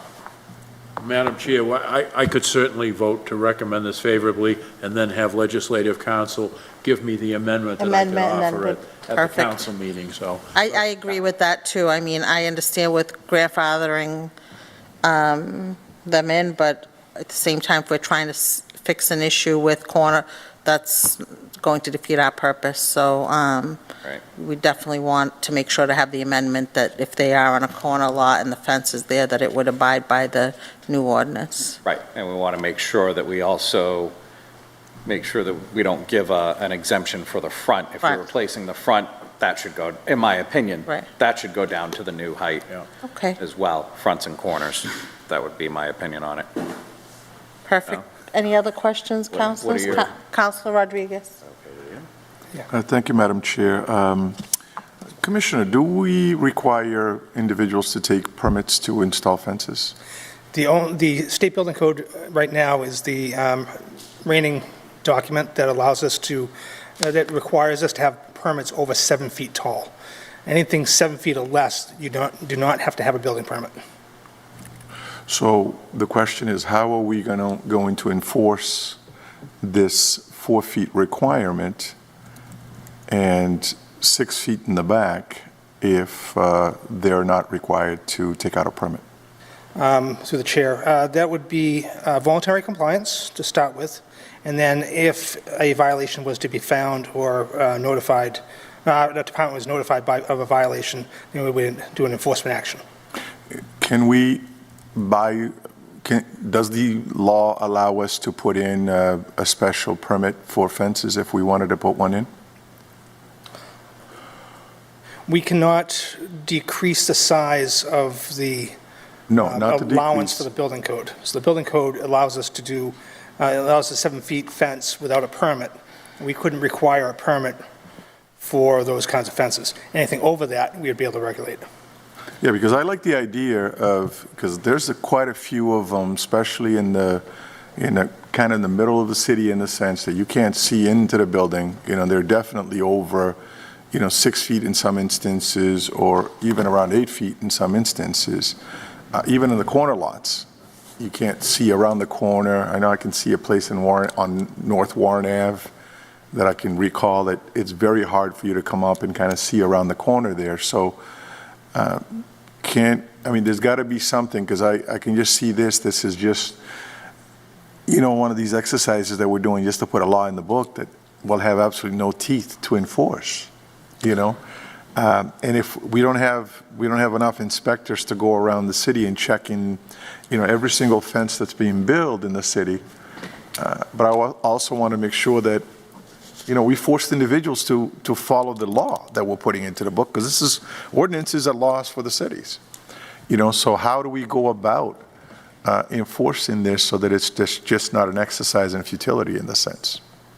That's for every regulation and every ordinance we have on the books. That is the perennial problem. Is how do we enforce every law and regulation that we have that we're supposed to with the limited resources we have? And it's a perennial problem, but it's something that we we fight every day, and we try to make the best we can of all these, the requirements. Is a fence in the deep east side where we don't drive down the street often enough going to escape us once in a while? Yes. But if we are, our residents are very good at calling in situations that are going on in the neighborhoods that aren't supposed to be, we will be able to enforce that. There was one example of a really tall fence that we had to allow. It was down on Plain Street. It's an 8-foot fence. It's right on the property line in the front. It blocks off the property, and I have a picture of that here to show if you wish. And it's one of those things that we cannot prohibit in this case. But if we had an ordinance of this sort, we could prohibit that. We could go down there, knock on the door, say, "I'm sorry, sir, but you have to remove that fence down to 4 feet because you're not allowed to have it at that height." If he refuses, we can engage him with an enforcement order. So once a call comes to you, then you can enforce the ordinance. Yes. We can enforce the But ordinance. prior to that, you can't really do anything in terms of, finding out that these installations are taking place. Well, we can, Counselor. It's just doing it. It's getting the people on the street, enough people on the street to be able to search those things out. The understanding is there's a building permit required for construction. Roofs, sidings, windows, porches. Every day, we're finding people building those things without permits. So we stop, we just put a stop work order, tell them to come get a building permit. Same thing would occur with this one. Yeah, because I want to make sure, again, I agree with this, but I wanted to make sure that it's enforceable and that we do enforce it, because there's some areas that are somewhat dangerous and scary to go around in the sense, because you can't tell because of these fences around these buildings. So, thank you, Madam Chair. Thank you, Counselor. So Superintendent Plouffe, so if I understood correctly, you do need to pull a permit? I thought you didn't need to pull a permit to put up a fence, but you Correct. just said you do for porches, roofs, and other things. Yes, Counselor, I was using that as an example, Okay. that things that are requirements in the code, in the ordinances, that are required to be done, aren't always done by the populace. So we are enforcing those kinds of rules on the populace by driving around randomly or getting complaints. Okay. So even though you don't need a permit, there is still an enforcement action that can occur if this ordinance was on the books. So I have a similar concern as Counselor Rodriguez. So how do we get this information to the residents beforehand? Because we don't want them getting whatever, an 8-foot fence, and then coming back and saying, well, I didn't know about this ordinance. How could we get this information out? Do we, through fence companies, on our website? And this is a little off subject, but for 10 years, I've been saying we should have a Welcome to Brockton little manual with some of our ordinances in them when a homeowner or somebody moves in, to let them know, keep your grass short, telling them about our trash ordinances and something similar to this ordinance. So we need to let residents know before they go and buy that fence and have it installed, because if, for example, if that was to happen to me, I'd be mad if I didn't know about it beforehand and, went and bought a 8-foot fence, and then I had the city come by and say, well, no, you can't have that, and have it taken down. So what can we do to avoid that kind of, hardship to the residents? Certainly, thank you for asking that question. It's a very multi-pronged attack. Numerous things have to occur. Number one, the first thing we're doing is coming before you and asking you to change the ordinance. With it being publicized on TV and in the paper, this is step one. Step two would occur with, I think your suggestion of notifying the fence companies in the area is actually a very easy way of getting that information out. It's not going to cover everybody. Some people build their own fences. Mm-hmm. But as the council did on Monday night, they approved or confirmed an appointment by the mayor for my deputy building commissioner. And that deputy building commissioner has, in his prior role, done PSAs or TV episodes. And I think that is one of those great things that we're going to abscond with and use. I think that's a great idea. We can do that in multiple languages. And then we could use this is one item that we can use in those PSAs to populate, to educate the populace. Very good, thank you. Thank you. Councilors, any other questions, or is there anybody else that would like to speak in favor of this item? Seeing none, that portion of the hearing is closed.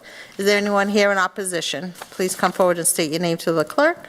Seeing none, that portion of the hearing is closed. So time arrived, we are voting on this item. All those in favor? All those, Motion to recommend. Motion to recommend favorably to the council. okay. Motion's been made and properly seconded. All those in favor? All those opposed? The ordinance passes. Thank you. Thank you, Councilor D'Agostino. Thank you. Madam Clerk, item number 3. Number 3, ordinance. An ordinance amending Appendix C, zoning, Article 3, general regulations and permitted modifications to establish home occupation uses as a right and home occupation uses by a special permit. Invited to attend, Mark D'Agostino, Ward 3 Councilor, Susan J. Nacasio, Ward 4 Councilor, Winthrop Farrell Jr., Councilor at Large, Deputy Chief Edward Williams, James Plouffe, Inspector of Buildings, Building and Superintendent, Assistant City Solicitor Aileen Bartlett, or designee of Law Department. This is a public hearing open to those who want to speak in favor. Thank you. Did you, Councilor D'Agostino? Hello again. So the idea of this ordinance again, and especially I think more so post-COVID, we have a lot more businesses being run out of residential properties, and some of them are perfectly fine to have in a residential property, and others don't belong in a residential neighborhood. They belong in a commercial property. Excuse me. So that's what this seeks to do. We've carved out two sections here. Home occupation is a right. If you meet this criteria, you're good.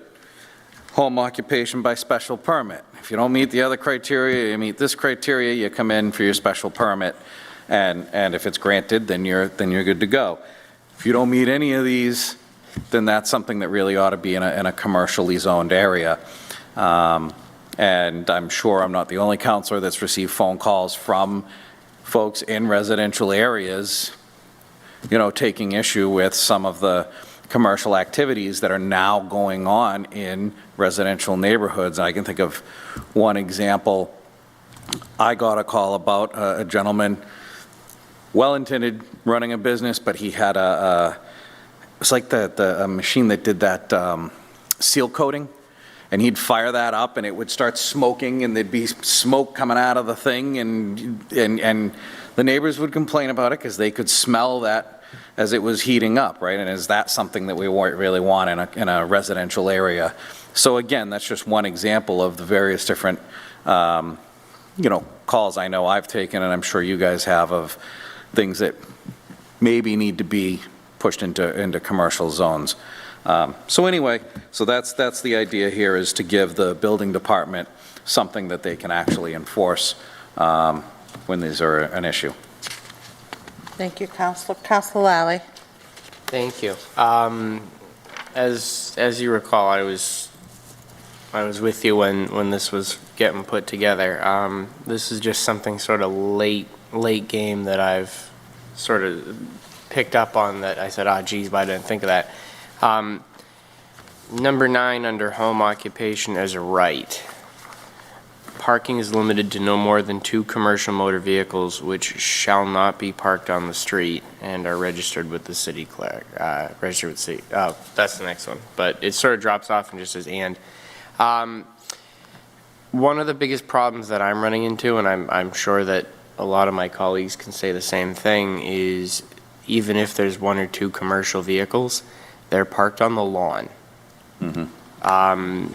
Would we be able to amend this and specify that they're parked on non-permeable land, just as that little extra bit of safety and security? Because I got a lot of entrepreneurs who have more than 2 commercial vehicles. But if we're gonna do anything about any kind of limit at all, let's make sure that we,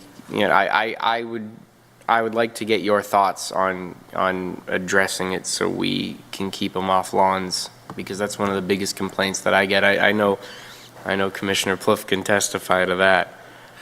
Yeah, I would be comfortable with that because honestly, and you're right, we tried to think of everything in our working group, but it appears we missed one. But I would certainly agree to that because I think it defeats the purpose of saying no more than 2 commercial vehicles, and then we end up with vehicles on lawns. Like, I don't think we accomplished what we set out to accomplish if we're going to let that happen. Right, we just allow a parking lot anyway. Right. Which is the risk. Thank you, Madam Chair. Thank you, Council. So I'd like to add, can we remove that "and"? Do we need, No, that "and" is intentional. So the requirements to have okay, home "and" is registered. occupation, it also needs to be registered with the city Correct. clerk, not that the commercial vehicle needs to be registered with the city clerk. well, that's what I mean, the business needs to be registered. Correct. Needs to be, Not the right. vehicle, so, I have an issue with the vehicle, number of vehicles as well, because if this is the one person that's occupying this, then why would they need more than one vehicle? I would definitely, I think 2 vehicles is too much for a commercial, for somebody, otherwise they have employees and they're going to have people coming in and out of there. So, I think if we can limit it to 1 vehicle, I think that would be good, and keeping it off the lawn, because we already have a problem with commercial vehicles on public ways. That's one of our biggest problems, complaints that we receive. I have a question, and I know councilors have questions too, but I don't see a fee anywhere for a business license or anything. Is that, I might have missed it, but, I don't think There's that's no in fees? the ordinance, but I believe there is a fee with the clerk's office, but I don't recall how much does it it need is. to be in the ordinance as far as? So to have a business, you have to be registered with the city and you pay a fee. Right. That's separate. Okay, And I don't remember Home what the fee is, occupation for but- zoning means that you are using your residential property for that use. okay. Like, kind of like when we do the marijuana stuff, we have a separate section in our ordinances about collecting fees, and then we have the zoning about where they can be located. Okay, and it doesn't state anywhere anything about number of employees or like, does it? Did I miss it? I just feel like. That's part of the I think, special permit. yeah, on the special permit, so if you don't meet the as a right under the special permit, then there is a condition that no employees other than full-time residents of the premises, aside from a family daycare licensed by the Commonwealth to provide daycare. Okay, But I don't think that we address the number of employees in the as a right. now as far as taxes and how does this assessment, does this change in any way as far as, actually, I don't, I'm asking a question and I know the answer to it. Can I jump back for one thing? Item number 1, in my opinion, actually addresses the point you just stated. It's conducted solely within a dwelling and solely by the persons occupying the dwelling as a primary residence. So I think Right. that takes care of the employee issue. That's what I'm hoping, yeah, that Yeah. means, okay. And then, so this wouldn't change their, the way that they pay their taxes, so it wouldn't become a commercial, No, you know it how doesn't change commercial their property- zoning. It No, just and allows that's- them to right? So operate. my biggest fear is all of a sudden we're going to have all these businesses pop up and then our commercial base, you know, they're not going to be paying commercial tax base, but, Well, honestly, that's part of the problem, and one of the things that some constituents who reached out to me on this matter pointed out is that the types of businesses that don't fit either of these categories are happening on residential properties, and they're not paying commercial tax rates, and probably by design in some cases, but okay. I definitely would like to see the, I don't know if councilors you agree, but with the, I think 2 commercial vehicles is like I have a out question. I have a question. of line. Councilor Rodriguez. I too have an issue with number 9. I think we need to be more specific to whatever commercial vehicles we're talking about, that there have to be trucks or some sort of a large vehicle, because I know a few people that actually have some sort of a cleaning business, those maid services. They're regular cars. You know, you might have 2 of them parked in a driveway, or 3 of them parked in a driveway. So the last paragraph addresses, or at least attempts to address that, the term commercial vehicle as used in this ordinance shall mean passenger car, sport utility vehicle, or passenger van or pickup truck or cargo van, meeting with the markings on vehicle. Prohibited vehicles include any such vehicle which has a vehicle weight or curb weight of more than 6,000 pounds as per the manufacturer's description of said vehicle. Any vehicle that has 5 or more wheels on the ground except for a pickup truck that is registered to an individual and is used exclusively for personal use.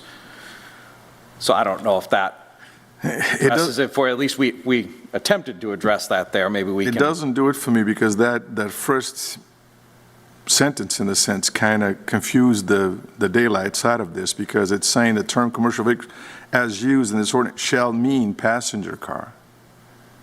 Utility pickup truck. So if we're saying Markings on the vehicle. you've got the thing here that says it shall, I mean, parking is limited to no more than 2 commercial cars, and then you come back on the paragraph below and you say the term commercial vehicles as used in this shall mean a passenger car. So So I think we need to honestly take that line out. There's markings on the vehicle. So Right. I think the comma's missing. Oh, okay. We were missing a comma in the with markings. Vehicle cargo van with markings on the vehicle. So that's kind of the catch at the end, although if there's a way that you'd be more comfortable that would clean that up or make it clearer, I'm certainly open to that. Yeah, because again, going back to those maid services, you know, I see there's a lady that I know that I think owns 3 of them. Right. And she has her employees come pick up their cars in her driveway. Right. Pick up those cars and go out and do their business wherever they go to do their business, and then bring it back at the end of the night. You know, these are cars like you and I owned. Right. You know, it's not that big of a deal, but it's commercial. According to this, it's a commercial vehicle. So you're saying that those shouldn't be included? Correct. I think it should specify where you say commercial to mean trucks. So you think we should basically strike passenger car? Correct. I mean, whatever the, Yeah, because I think the emphasis, the issue that people have is not with the maid service parking in front of my house, but it's one of these trucks the trailers, parked in front of the house. the dualies, the cargo vans. Correct. So those are, yes. I think those are, we need to be very specific, because the neighbors don't have a problem with, you know, Mary Maid or whatever that company is called, parking there, but I think they have a problem with trucks, you know, parked in front of their homes. Well, I These mean- box trucks, basically. Right, and I can think of a few streets in Ward 3 that are exactly what you're talking about, and they're lined with the They're all vans over and the the place. They're all dualies over the and place. and that's what people are calling about. There's a street on the east side of the city that an 18-wheeler parks on the street. Right. You know, I mean, there's on Millbury, I think, where the Eastern, what the electric company is. Yep. There's trailers that are left on the street, and the street is pretty dark, and a couple times, and they're parked heading on the opposite direction. Right. They drop them in the opposite direction, so you can actually come in and crash right into the back of, well, it's not the back, it would be like the front of the trailer. Right. You know, because they just drop it in the middle of the street, and you got to kind of keep an eye on it for you not to drive right into the front of it. Right, and that is definitely something we want to address with Right. this. Jim, did you want to? Actually, I can speak on that. We have an ordinance, and the clerk's working on getting it. We have an ordinance on tractor trailers being, and big trucks on the street, on a public way, so we have an existing one. I worked on it 9 years ago, and I will get to you, Councilor Lally, but I just wanted to address something. I still think we need to limit the number of vehicles, whether they're cars or whatever it is. Otherwise, we have a problem right now. Councilor Lally and myself had a business in front of the Traffic Commission that are parking, you know, they don't have enough on their commercial property, so they're parking on the street in front of other businesses, in front of churches, other businesses, so we have to limit them. I mean, otherwise, we're going to find, who knows, maybe a driving service or that's going to have a fleet of cars parking on the street. I feel we need to restrict the number of vehicles, and then Madam Chair, at one property. I'm not against limiting the number of commercial vehicles in front of a property, but I'm talking about a property where you have 3 cars sitting, commercial cars sitting in a person's driveway. Well, It's anything. not in the streets. Why is it that these folks are subjected to, we're punishing individuals Well, if that they are can keep them in their driveway, yeah, on their property. Anything on their own private property, I don't believe we can, from my understanding, on your personal property, they can park whatever they want. From my understanding, they can, as long as it's a moving and it's a registered vehicle, they can have it on their private property. It's on the street that concerns me, is that they're going to have an overflow and park on the street, on our residential streets. But it doesn't quite say that. That's what I'm. Can I add one comment? Counselor Rodriguez, so in your scenario, the person can just apply for a special permit. That might not be what you want, but if you don't meet the criterias for any of the 10, let's say it's because you have 3 of those cleaning vans that regularly park, you can still do that, you just go through the special permit process. They're not vans. These are little cars. I know, but That so those maid services, I take if those small instances apply, there is an opportunity through special permit. During the working group, the use of 2 commercial vehicles was really arbitrary. We just put it in there for this exact purpose, for discussion with the council. I just have a problem with the word passenger, because if it's something passenger, you're looking at a small car that could be parked in front of a house for whatever purposes that they're there, as long as it's, we allow cars to park on the streets. These might be registered now, because now what we're going to end up doing is having people not register their cars as commercial cars and have them with a regular plate sitting in front of the street, and it kind of defeats the purpose of doing the whole thing.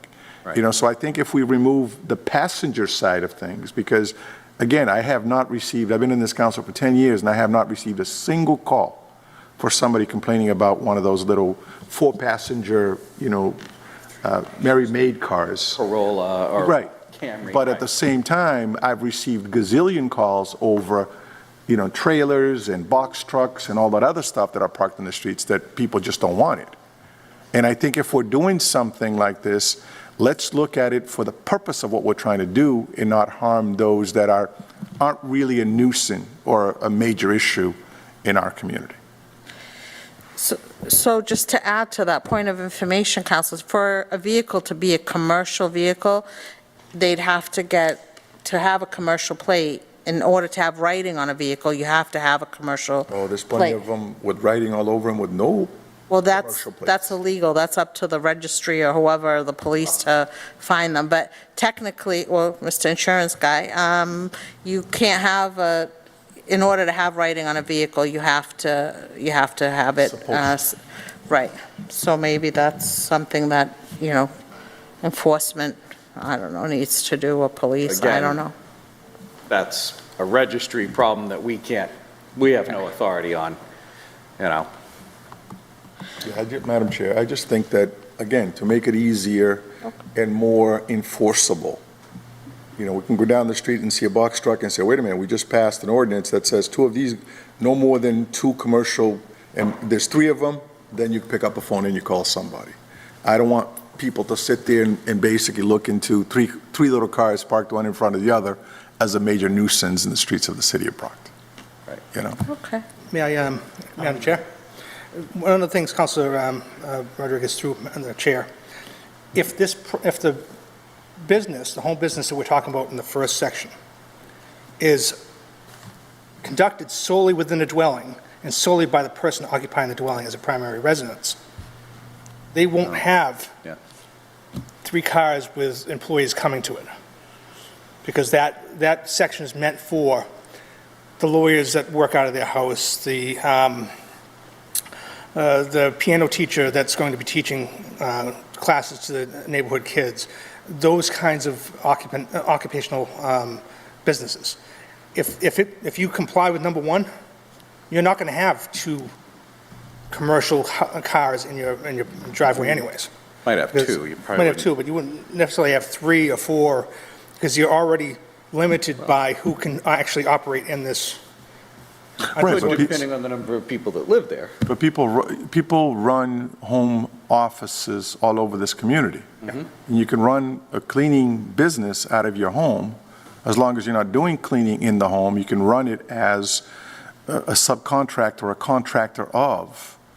And there will be some instances where you might drive down.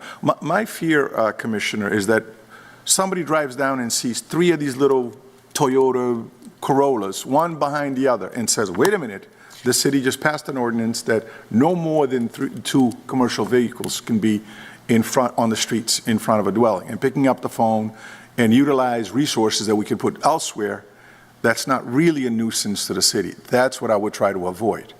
Because somebody can come into, my home and have a meeting. I could be a boss of the cleaning business and bring in all these little folks to come in and talk to me about this stuff, because I run a home office.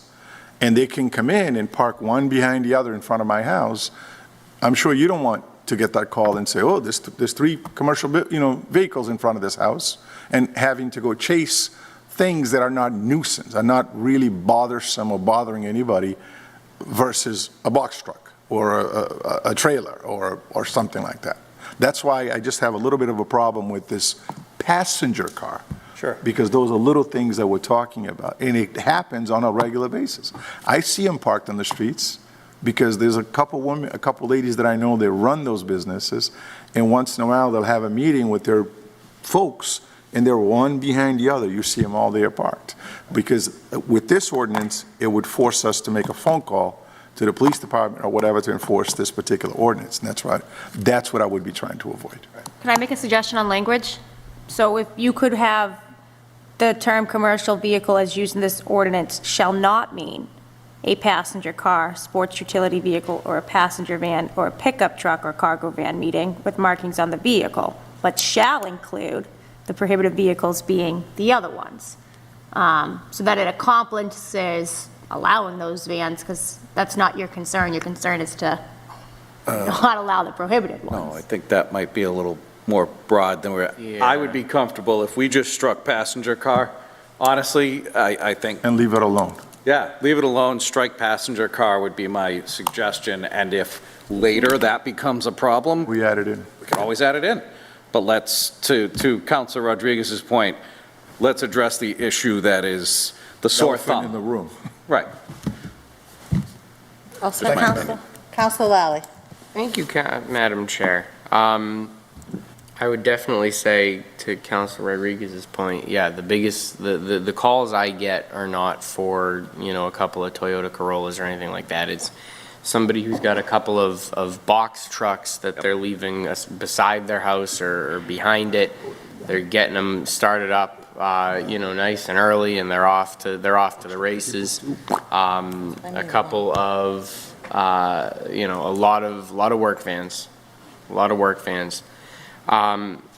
There is, like Councilor Azak said, an existing rule for on the streets, and I think that's what we're getting mixed up about. So you cannot have a commercial vehicle, i.e. a large truck like a box truck. You cannot have a commercial vehicle on a public street between the hours of 10 p.m. and 7 a.m. So if you have one, if you've got a box truck and it's outside your house, but it's on the street, your street park in the box truck, at 10:30 at night, technically an officer can come up and say, you can't leave that on the street. And you'd either have to put that on your property or you'd have to find somewhere else to park it. The biggest thing that I think with this paragraph that we're picking apart right now is it's twofold. The commercial plates and the markings. So you're supposed to have commercial plates. If you have markings, not everyone does. Not every car with commercial plates has markings. So I think the way it's specified is the best possible way for us. We specify the commercial plates, marking or not, and then if it has markings and no plates, that's a registry problem. We can't really do anything about that anyway. They're not going to want to get rid of the commercial plates to fit more cars, because commercial plates mean it's a company vehicle, which means it's tax deductible, which means you got a break when you bought it, and nobody's going to give up that kind of a break to, you know, win a feud with the city. But I don't. Also, another thing that I mean, we talked about this very recently. We talked about this Monday with Mr. Forte or 40. Either way, they have the enforcement folks have discretion. So you know, an hour meeting of you know, an entire organization, which means you've got, you know, 6 marked Corollas out front, is not the same as somebody maintaining a business in which you see those cars every day, day in and day out. Additionally, this literally only consists of your property. So I think I come down more with Councilor Azak on that, simply because the easiest way to find a loophole in this, if you own a business where you have 3 Corollas, you know, or something like that, to keep going with that, you put one of them on the street. Now it's solved. We can raise it to 3, but like what this simply says is you can't have more than 2 on your property. This does not change anything about what happens on the street. And I don't really think, even though we have the 10 p.m. to 7 a.m. restriction, nobody's, you know, that doesn't really apply to smaller vehicles. That really only applies to large commercial, and when we mean commercial, we mean pulling stuff around kind of vehicles. Right. Just as a point of information too, just because talking about commercial versus non-commercial, a business can have, believe it or not, a private passenger plate. They do not have to have a commercial plate. So you may not even, the plate could be, and the vehicle could be owned by a business and have a regular passenger plate on it too. You know, so going by whether it's a commercial plate or not really isn't going to help us. You know, I mean, obviously the officer runs it and sees the ownership. That's where you'd find that. But anyway, whatever you guys think. I mean, I'm comfortable with striking passenger because again, but that's up to you guys, obviously. I think it's one of those things where, and whether you 1 or 2, I think 2 is reasonable, but if this committee feels 1 is better, so be it. Those are things that I think that getting the rest of this in place is more important than, you know, those. I'm all right. I'm all right keeping it, simply because of sort of what I laid out, but it's not a hill I'm gonna die on either way. If we take passenger cars out, as we've already very thoroughly established, the problem is the vans and the box trucks. Right. And if the vacuum left by eliminating those vans and box trucks suddenly becomes a fleet of Corollas, we can deal with that at that point as well. Right. So really, you know, either way, but that was just what I wanted to put out there. Thank you, Madam Chair. Thank you, Councilor. I would like to see 1 vehicle. I don't know how other councilors feel about it, but I think limiting it to 1 is good for a home-based business. Councilor Fowler. Okay, moving right along. Motion to strike the word 2 and insert the word 1 for under number 9. Do you want to do this during the public, I'm sorry? do you want to do this during the public hearing or at the close of the public hearing? Oh, yeah. You can close it, right? I could close it. Okay. Did you have any other questions or anything, Councilor? I have some things I've got to go through, just a couple of Scrivener's errors, that's all. Okay. Any other questions, councilors, during the hearing? Oh. I just had a question. During this, did it come up at all, maybe possibly, is restricting certain types of businesses that possibly shouldn't be home-based? Like, did that come up at all? I mean, we didn't limit any types of business. Did that come up at all in the conversation? Like, is there any type of business that you just Well- should not be run out of a home? We kind of felt that some of these rules would limit, rather than naming specific industries, we kind of felt like the industries that would be, for lack of a better way to say it, nuisance industries to neighborhoods would kind of be prohibited by some of these other restrictions. Talk about exterior storage of materials and equipment, offensive noise, vibration, smoke, dust, odors, pollution. I mean, if there's maybe some things you think we need to expand there, so be it. We can, but I feel like that was kind of the intent, was to, without getting industry specific, to address the things that might make certain industries a nuisance to a neighborhood. Okay. Like, for example, it doesn't say anywhere that, well, it does, I think, in certain wording, that they couldn't have any retail, like walk-in type of, right? That's in here, I thought. Did we? It's 4. Number 7? Oh, Number 4, four. excludes sale of retail on premises. Okay. Right. Perfect. 7 also. And So- then 7, yeah, again, exhibit any exterior indication of its presence or any variation from residential appearance. Okay, perfect. No other questions, councilors, or House staff? I think I like to include something when we, At when we're the doing end of the amendments. hearings? Okay. Is there anyone else that would like to speak in favor on this ordinance? Seeing none, that portion of the hearing is closed. Is there anyone that would like to speak in opposition? Seeing none, that portion of the hearing is closed. Councilors, this time, if you'd like to make amendments. Council Farwell. Motion to amend item number 9 and strike the word 2 and put 1 commercial vehicle. Second? Motion's been made and properly seconded. All those in favor? All those opposed? The amendment carries. All right, under the paragraph that begins the term "commercial vehicle" as used in this ordinance, strike the words "passenger car." Second. Motion's been made and properly seconded. All those in favor? All those opposed? And I think in the next sentence, Madam Chair, there's just a Scrivener's error. I believe the word "meeting" should be stricken, if I'm correct. Cargo van with markings, I think the word "meeting" in there is just, I think that's think just a so. Scrivener's error. I believe so. I don't think we intended So, that. Yeah, so I would move to strike the word "meeting." Second? Motion's been made and properly seconded. All those in favor to remove the word "meeting"? That passes. All right, and then the last one, I think, is under number 2, and I'm actually going to ask Attorney Resnick, I think it's supposed to be "is clearly incidental and secondary to the use of the premises for residential purposes," but I'm not sure what I that... like clearly better there. Huh? I like clearly.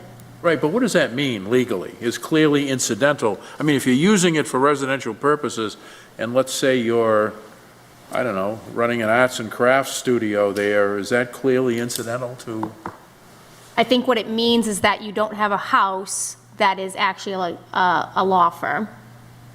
Okay, with people coming and going, and that, all right, and that brings me to number 4, excludes the sale of retail products on premises. Should there be a word after the word retail on number 4?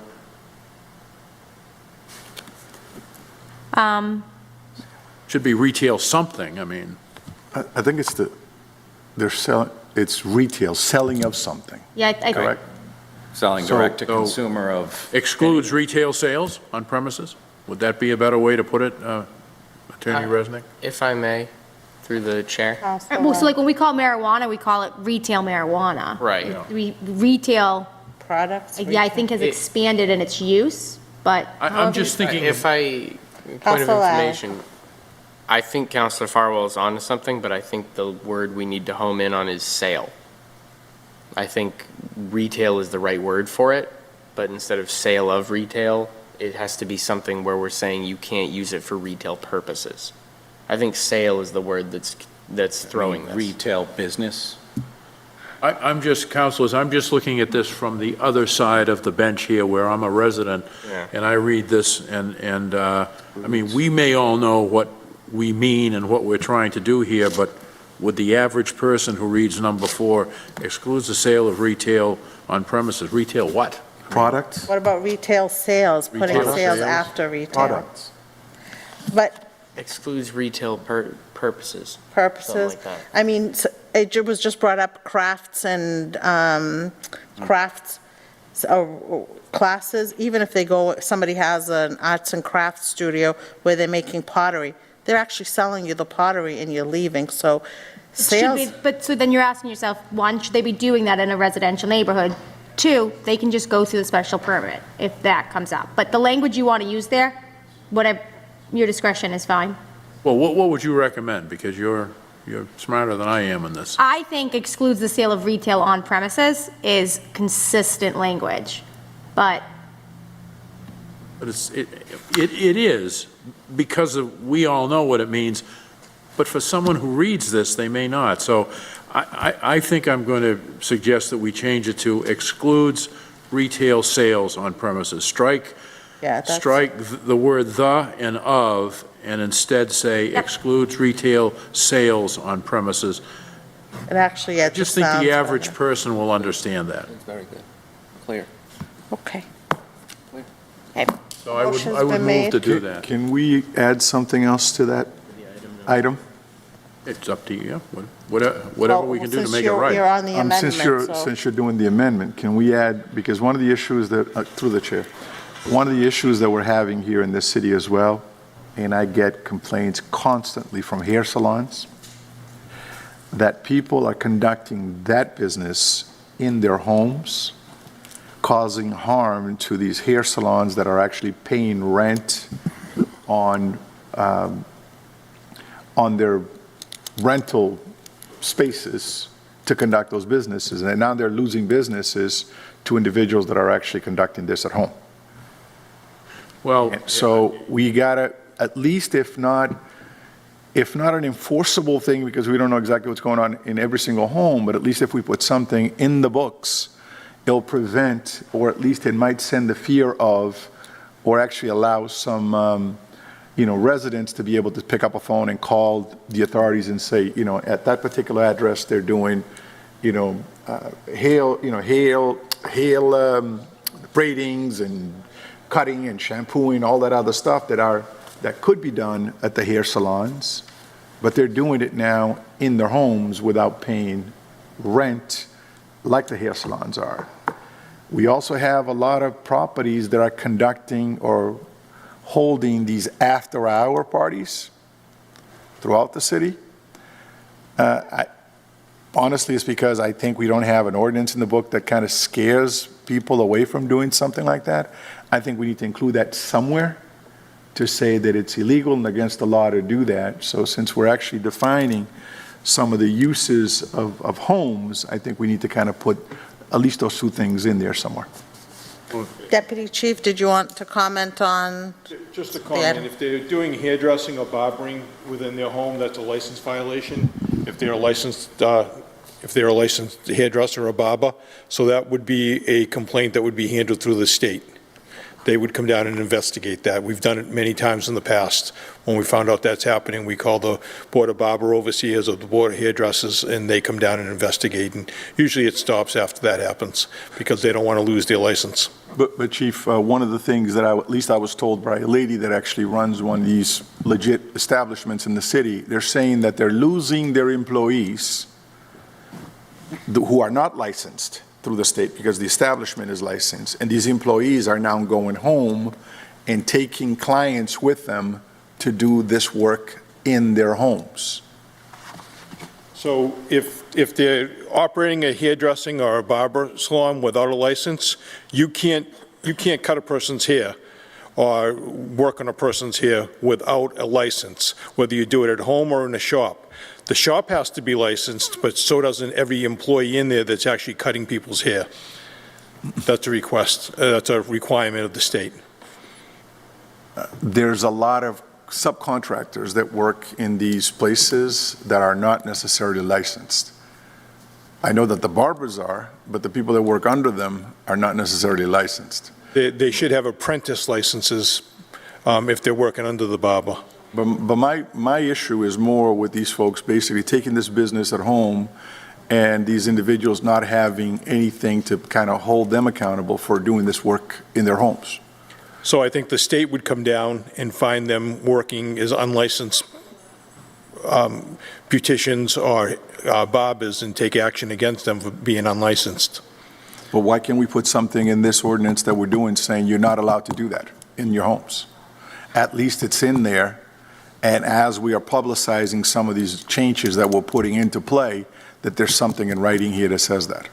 Madam Chair, if I can, I'll just, I don't mind listening to any other debate because we want to get this right, but if I can reclaim my time, I just want to go forward with the excludes retail sales on premises. So that would be a motion to amend and include that language. Second? A motion's been made and properly seconded to change to retail sales. All those in favor? All those opposed? The amendment carries. And then lastly, Madam Chair, you brought up something that kind of brought a smile to my face, but it is something to worry about. Councilor Rodriguez, he's raised an issue that I'm not sure we can define tonight, but I wouldn't particularly want a masseuse parlor to open up next to my house on Braymore Road and have cars coming and going all hours of the day and night. So, I mean, we are in uncharted waters, as we all like to say, about this particular ordinance, allowing people to have a home business. So I'm not sure that we could carve out hair salons, even if we wanted to. But I think there's going to be some growing pains, and one of them is just to think about. How will the police know that that there's a home business and an address? I mean, if they drive by your house on Prospect Street or mine on Braymore Road, an officer is never going to know that, oh, by the way, they're licensed with a home business, because we're not requiring anything in the window. We're not requiring, I mean, from an enforcement standard, I just want to raise the issue that I'm in favor of this, but having been out on the street driving around on patrol, you're just never going to know. How are you going to enforce vehicle issues? How are you going to enforce anything if you don't know that that business is in that building? So, again, I just raise it, and I'm all done, and I thank my colleagues for their indulgence on these issues. Thank you, Counselor. So, just a comment to Counselor Rodriguez with the hair salons. So, hair salons, estheticians, masseuse, I mean, there's a whole line of businesses that have to be licensed by the state that could, possibly be run out of. So I think we're opening up a can of worms. That's why I had asked if there are certain businesses that we would be restricting. I think maybe this is something we may need to look at down the line. Madam Chair, I'm not saying that we need to list every single business. I'm telling you that I have received numerous calls from individuals in this community that's saying, I have people competing with me that used to be my employee that is now doing this from their home, and I think we're not giving them some sort of a tool to say, by the way, we passed a law that says that cannot happen, so that they feel that, oh, by the way, there's some sort of a law in the book in the city of Brockton that I can pick up the phone and kind of make those, at least bring that issue to light in a sense. Because a lot of them don't honestly know that the state can actually come down and prohibit that kind of an activity within a home. So if there was something that we can publicize to say, by the way, we just kind of tweaked this entire law that says, oh, by the way, from now on, you're not allowed to do these businesses, unregistered businesses within your home. Counselor Lally. Thank you. On Councilor Rodriguez's point, and sort of similar to what Councilor Farwell mentioned earlier, something that sort of low-key, could even be cash only. That kind of thing would be very, very, in a service industry kind of thing, like getting your hair cut, or like Councilor Farwell mentioned, massages. That's tough to track. I think that it's a whole separate, like that, addressing that kind of business, both how do we regulate it, how do we determine it's operating from a house, everything like that, I think there's enough content there to make its own ordinance, and it's easier for us to plan it out a little instead of sliding something into this. But also, we can tell people, especially because of what we at least now know, when these people call us and say, you know, I'm losing business to these people who are not licensed with the state, who are doing this full-time, and people are coming through their house, that's a slam dunk for the state. So, you know, it's not like I'm getting dropped off at my aunt's for 30 minutes so she can cut my hair or something. Like, these people have a business. There's rotating people coming in and out. That's a lot easier for the state to intercept. So we can refer these people to the state, but we can also, I think, instead of adding an amendment to this, I think it would warrant its own ordinance to tackle the problems, not just this one issue, but the problems that we have and will have with that entire sort of service branch of a potential at-home industry. Madam Chair, just as a point of information, which Attorney Resnick just mentioned, which we all should have picked up on, number 10 cures everything.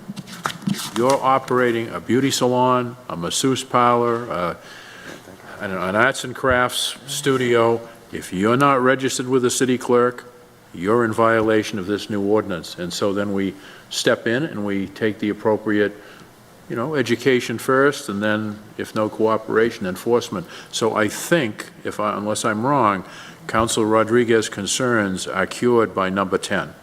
But I think it's too broad. Number 10 is just too broad, and is registered with the city clerk. I don't think it's just a broad statement in the sense, because number 4, we're telling them that they shouldn't be selling things in their properties. So we're already telling them that they can't do certain things. So why can't we take it one step further and say, and you shall not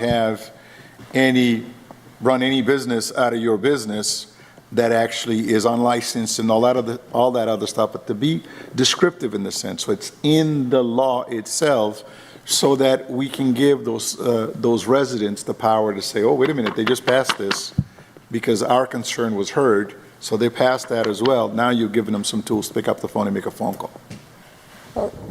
Just to speak on this, I think what we need to also find out what the requirements are to be a registered business with the city clerk. I mean, so in stating that they are registered with the city clerk's office, then, What does that mean? well, that's what we No, need to your find. home occupation is registered with the city clerk. So the city clerk's technically giving them a business You don't have to license. register a business with the city unless you're applying for a specific license. Technically, everybody's supposed to have a business license, but not everybody does.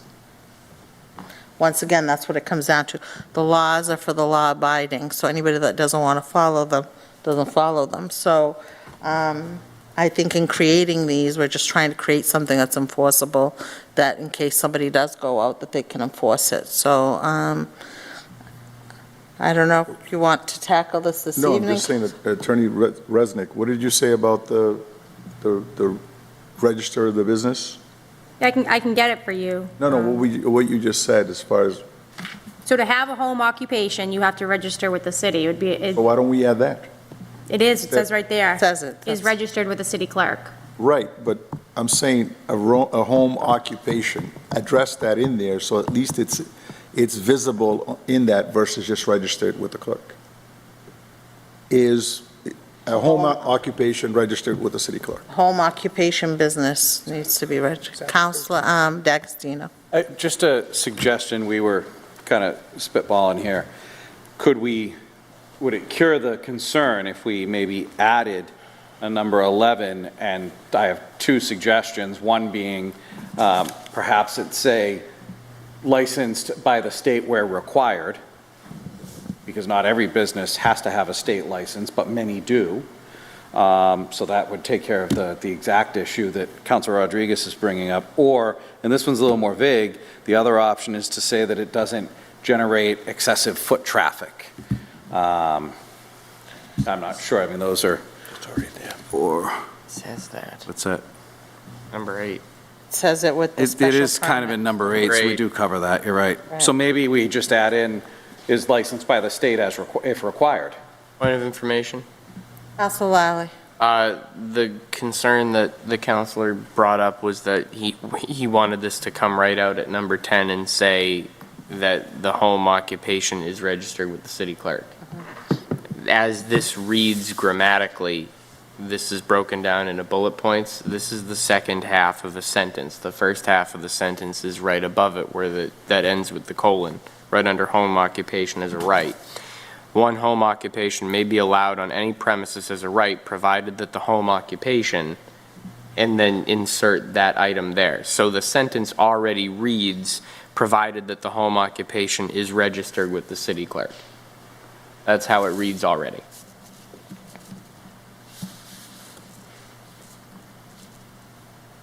That's it. I just had that point of information. Thank you, Is there Counselor. anything in here that says unlawful business? Well, because that'd be illegal already. No, unlawful, just something that's not, permitted by law. I don't, are we making illegal businesses illegal?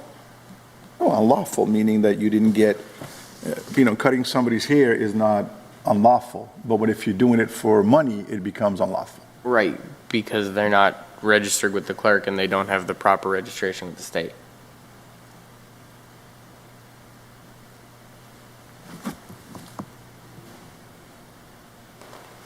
Item number 11 would probably fix it. The counselor's suggestion for amending this to include an item that said that they have to have any appropriate registrations with the state. Licenses with the state are, Because they would be required to get one for the hair. do you want to make that actually number That would be 10 11. and then move 11? Okay, make it number 11. Do you want, make the amendment, Counselor? So moved. Second? A motion's been made to amend, to add number 11 to And the wording include, was, to no include. no business requiring a license shall be operated. Is that, Attorney Resnick, would that do it? No, that the home occupation is properly registered and licensed And with licensed by the state. As If required. As applicable. required. As required. Exactly, Okay, yes, I missed as that, I'm required. sorry. Yep. Okay. All those in favor? All those opposed? The amendment passes. Counselor Lally. I'd like to make an amendment. Yeah. I'd like to amend number 9. Parking is limited to no more than, well, now it says 1 commercial motor vehicles, which shall not be parked on the street, and my amendment would read, or on permeable land. Or, I'm sorry, on what? Permeable land.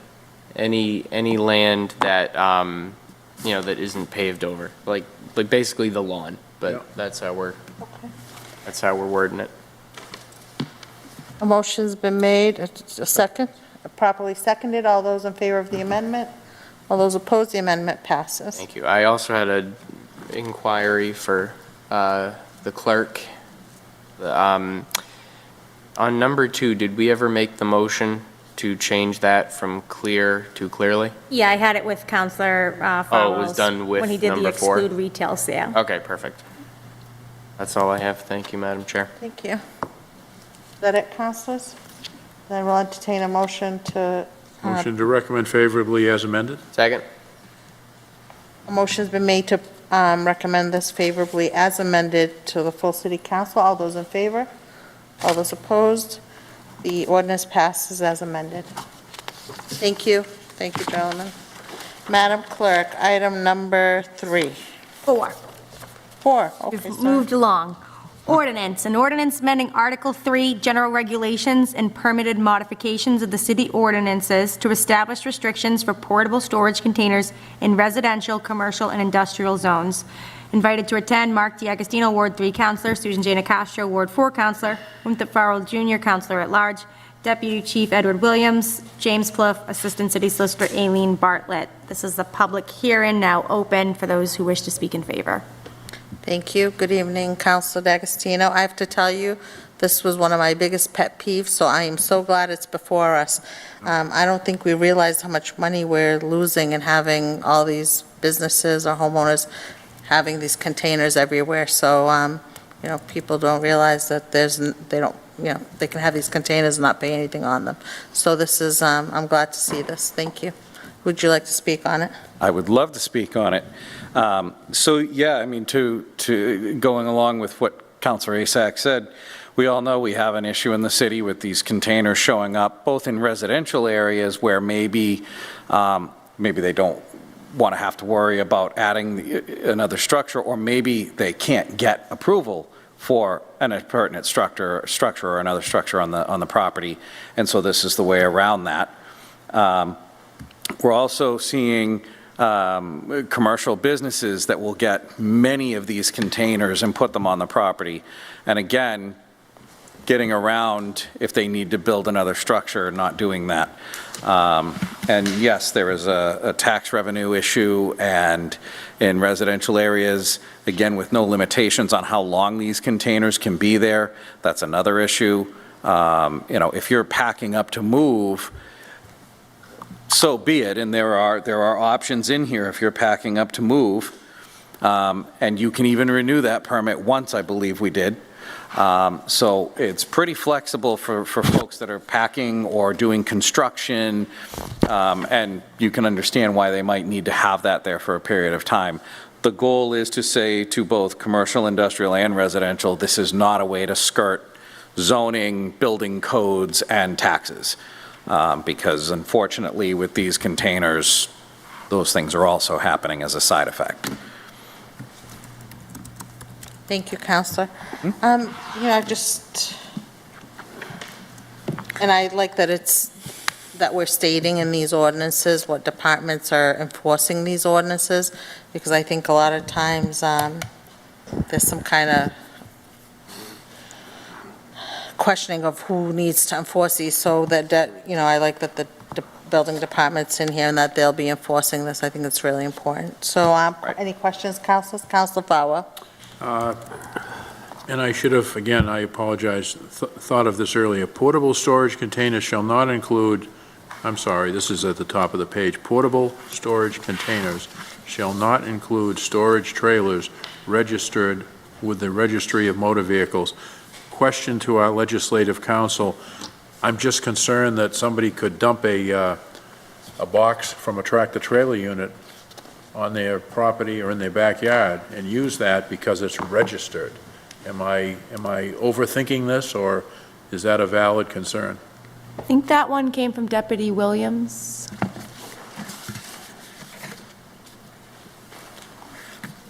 Counselor, you could be right with the tractor-trailer, but what I was more envisioning is the person that has a storage trailer and has their 2 skidoos in it or their 2 dirt bikes in it.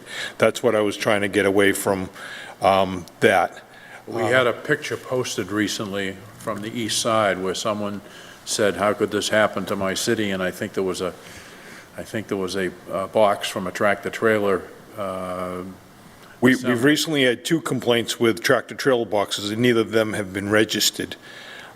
Usually a tractor-trailer box is big enough that if it's registered, it's got to be on the road making money to be able to do it. All right, I just don't think, again, this is just my preference, councilors. I do not believe that a storage trailer, even if registered with the Registry of Motor Vehicles, should be parked for more than a brief period of time in a residential area. I don't think it should be on somebody's side, the side of their house, so that it detracts from the neighborhood. I don't know how anyone else feels. And the other thing that I would suggest, I should have caught this earlier, is $50 penalty. I think it ought to be $200. I mean, if we're serious about this, $50 to someone might be nothing, but and after the hearing, I will probably make a motion to make the penalty $200 instead of $50, because if we have to go to court, it's going to cost us that much to prosecute it. But I'm going to defer to my other colleagues as to whether I'm overthinking the portable storage containers that are registered now, they're registered, they got plates on them. Do we want them in residential neighborhoods on somebody's front lawn next to a neighbor? No. And I'll, thank you, Madam Chair, I'll go. Thank you, Counselor. So point of, just a little bit of information. I believe a regular a regular trailer that somebody could put a storage unit or whatever on it would only cost $40 with the Registry of Motor Vehicles. So it's a lot cheaper than what we're offering. So I definitely think we should somehow strike that out. That should not be allowed, because otherwise everybody will just do that, get some sort of a tractor, some sort of a trailer and just put a unit on it, and then they don't have to follow our Tiny U-Haul ordinance. ones, yeah. Yeah, no, it's a lot cheaper. So I think it would defeat the purpose of what we're trying to do with this ordinance. Counselor D'Agostino. I just wanted to draw your attention to item E under residential zones. No portable storage container shall have a length greater than 20 feet or a width greater than 9 feet or a height greater than 9 feet. That might address what you're looking to address here, or other possibilities up in the original language. It could be worded to say utility trailer registered with the Registry of Motor Vehicles. So. But there is some language restricting size in item E. Okay. Thank you. I think it could still be an eyesore. Counselors, any questions? Counselor Rodriguez, followed by Minicello. I agree with this, but I have one little problem. I know quite a few people, my wife included, who has a small trailer with her gadgets in the backyard. I mean, we live in the boondocks on Summer Street. It's in the woods, basically, within the trees. I don't think it's something like that we are looking to limit within the city. I'm looking at things that are sore for the eyes and basically sticking out. I mean, there's one, I drove by a home not too long ago, there's one sitting on the lawn in front of the house. Right. You know, people that use these small containers as storage containers, almost like a shed would be, within the size of a shed, I think should be excluded from this. Either that, or may make them, including my wife, pay for a permit to keep it in the on the property. Would the size restrictions? I think the size are fine. Under 20 feet is fine. Because I think even for sheds, we don't ask sheds under 16 feet to be permitted. To the chair, it's permits required for anything over 200 square feet in 20. residential zones, so 10 by 20. So something under 20 is not permitted. Under 200 square feet, any orientation thereof would not be required a permit. Right, but I'm saying, but according to this, you shouldn't even have one of these storage containers in your yard, period. Because it's basically saying, at least from the way I'm looking at it, saying that you're only allowed to have it for 90 days. And if you need to have an extension, And only one time. it's a one-time thing. But if somebody uses it as storage in the backyard, that it's not, in your face type of thing, what harm does that bring or do to the city? And there's quite a few of them out in the backyards of places where people kind of, especially in large areas of the city, in the sense that they have some storage containers in the back there that they're storing some tools, storing some, lawnmowers and some of the other stuff that they do. Again, through the chair, one of the things that we do have on the books right now is you have a maximum of 2 accessory structures. And one of your container, for your example, your wife's container, would be considered an accessory structure. So she could have that one accessory structure. I want to fine her, man. You want me to fine her? Yes.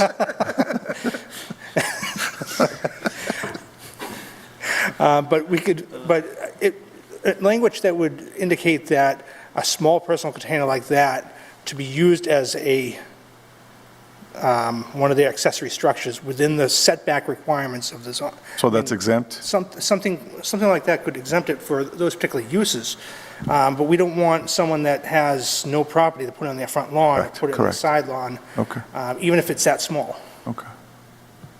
No, I agree with that, but I was looking for some loophole where we can actually find the woman for having that storage container in the backyard. Even though it's not Before we in the send way. the task force down, how big is your wife's container? It's smaller than 20.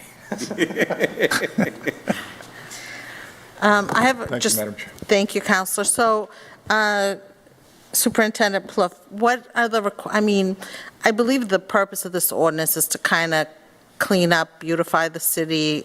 They really are an eyesore. And also, people are using these structures so they don't have to pay tax, because when you have a garage or a shed, you're paying taxes on these structures, correct? As far as your property goes. I can't profess to know anything about taxes other than I pay them. However, I believe if you have a permanent structure, then you would be taxed, but a temporary structure may not be. Correct. These would be considered temporary structures. Correct. So I think that's what we're trying to do here. So so when somebody comes into your office or wants a permit for a garage or a shed or whatever, or I don't know what you just called them, what did you just call? Accessory structures? There you go, yep. Thank you. And the accessory structures are limited to something incidental to the use of that structure. And there's a limitation on the non-permitting. The permit has to be for like a tool shed. There's a specific reason, specific items that the shed has to be used for to be non-permitted. Garages are not. Garages you would still have to permit, even if you had one for a Miata that was 10 by 20, you still need to permit it because it's a garage. An accessory structure for like a tool shed, that wouldn't. Okay. Okay. Thank you, Councilors. Any other, Councilor Lally? Through you, Madam Chair, to Councilor Rodriguez, would the councilor be amenable to an amendment that would specifically make a smaller size limit on Summer Street? No, I think she should. Summer Street alone? Maybe ban the container? Actually, I hope you guys have some room in your house. I was going to say, I don't think you can go home tonight. I just thought about it. That's it. Thank you, Madam Chair. Thank you. Councilors, are we all set? Anybody else that would like to speak in favor of this item, please come forward and state your name. Seeing none, I close that portion of the hearing. Is there anyone here in opposition? Seeing none, I close that portion of the hearing. Councilors, Councilor Fowler. Motion to strike the words $50 for any violation and insert $200. Second. All those in favor of the amendment? All those opposed? The amendment passes. This is just a Scrivener's error under item E for commercial and industrial zones. The storage container shall not be located upon designated park. I think it should be places instead of spots, that's all. Designated parking places. Okay. Wait, which one? Item E under commercial and industrial zones, delete the word spots and put parking places. I feel like spots kind of works. Spaces or shit, places, Okay. spaces? Yeah, you're right, parking spaces, I'm spaces, sorry. Mm, It's getting late and I'm hungry. that would do it. Motion's been made.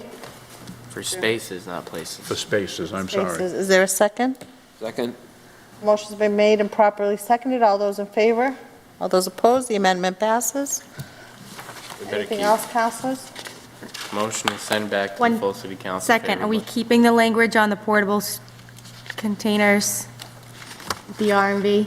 Yeah. Oh, with the registry of motor, we're going to keep that? Oh, that's No. right. Oh, why not? I thought that was satisfied Well, by I the size think- restriction. But I I think, think we should leave it. leave it? Yeah, I mean, it's addressed, you can't have those big tractor-trailer containers because they can only be 20 feet long, 9 feet wide, and 9 feet high. Okay, Well, and there are time limits under the residential and commercial too, so okay. that's fine. Was there a motion Motion to recommend favorably, And As, it, as amended? as amended. second. Motion's been made to recommend this favorably back to the full city council as amended, and it has been properly seconded. All those in favor? All those opposed? It goes back favorably as amended. Thank you. Madam Clerk, item number 5. Ordinance, an ordinance amending Article 3, General Regulations and Permitted Modifications of the city zoning ordinances to establish special permit requirements for exterior stairways above the ground floor. Invited to attend, Mark D'Agostino, Ward 3 Counselor, Deputy Chief Edward Williams, James Pluff, and Assistant City Solicitor Aileen Bartlett. This being a public hearing, those who would like to speak in favor can appear. Good evening, gentlemen. Councilor D'Agostino.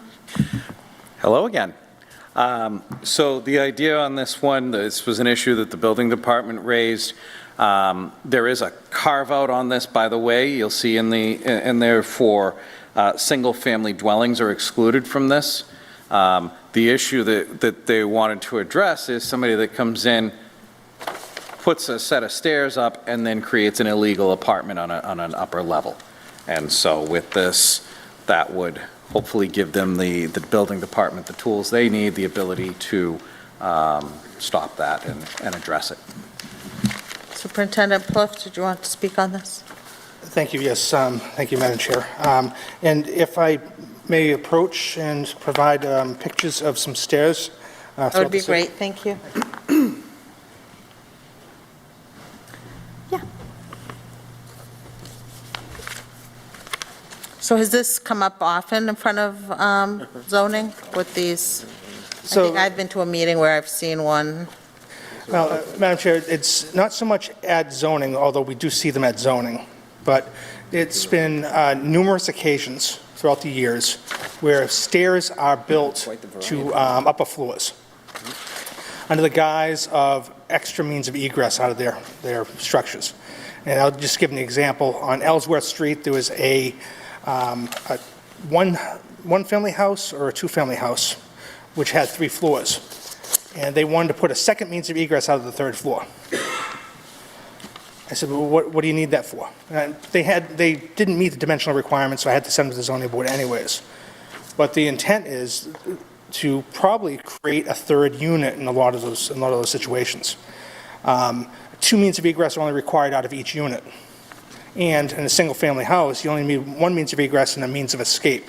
The definition is very specific. So in order to put a second means of egress on the 2nd floor of a single-family house even, makes a question. Why are you doing that? The impetus behind the special permit is that the applicant can come to the zoning board and say, I need it because I want an extra means of egress for my kids. There's not going to be another unit. Puts them on record. This is what they're using it for. So later on, we find out that it wasn't exactly truthful. We'll have more teeth to be able to go after them. Right now, as long as it meets the dimensional requirements, I have no option but to issue permits for as many stairwells as you want on a building, as long as it meets the setbacks. And that causes us a problem later on when they sell the house, someone says, oh, I can put 3 more apartments in here. So this is just a method for us to be able to catch those and to properly put them on the record for what they were going to use it for. Thank you. Thank you. Councilor Lally. Thank you. I'm just picturing like an MC Escher style amount of stairs outside of a 3-decker. That's kind of making me laugh. So a special permit for this, because these are, a little ridiculous. You see them, and everyone knows what they're for. Whether they're for that right now or they're for that 6 months from now, we all know what's going on. By redefining this and putting it in as a special permit, there are no criteria, no particulars listed other than special permit. Does this give you and the board the leverage and the ability to respond that you need? Or like there were concerns at the beginning of the evening that just saying special permit didn't do it. Do we need to build a framework or a criteria within the special permit, or are you good to go and able to address what you need to address with the special permit as it is? I'm confident that the idea that you have to go in front of a body, Yeah. you have to be in front of the camera, these days, live TV and recorded, Yep. and have to state what you're going to state in front of everybody would scare enough people that aren't going to do it correctly away. Okay.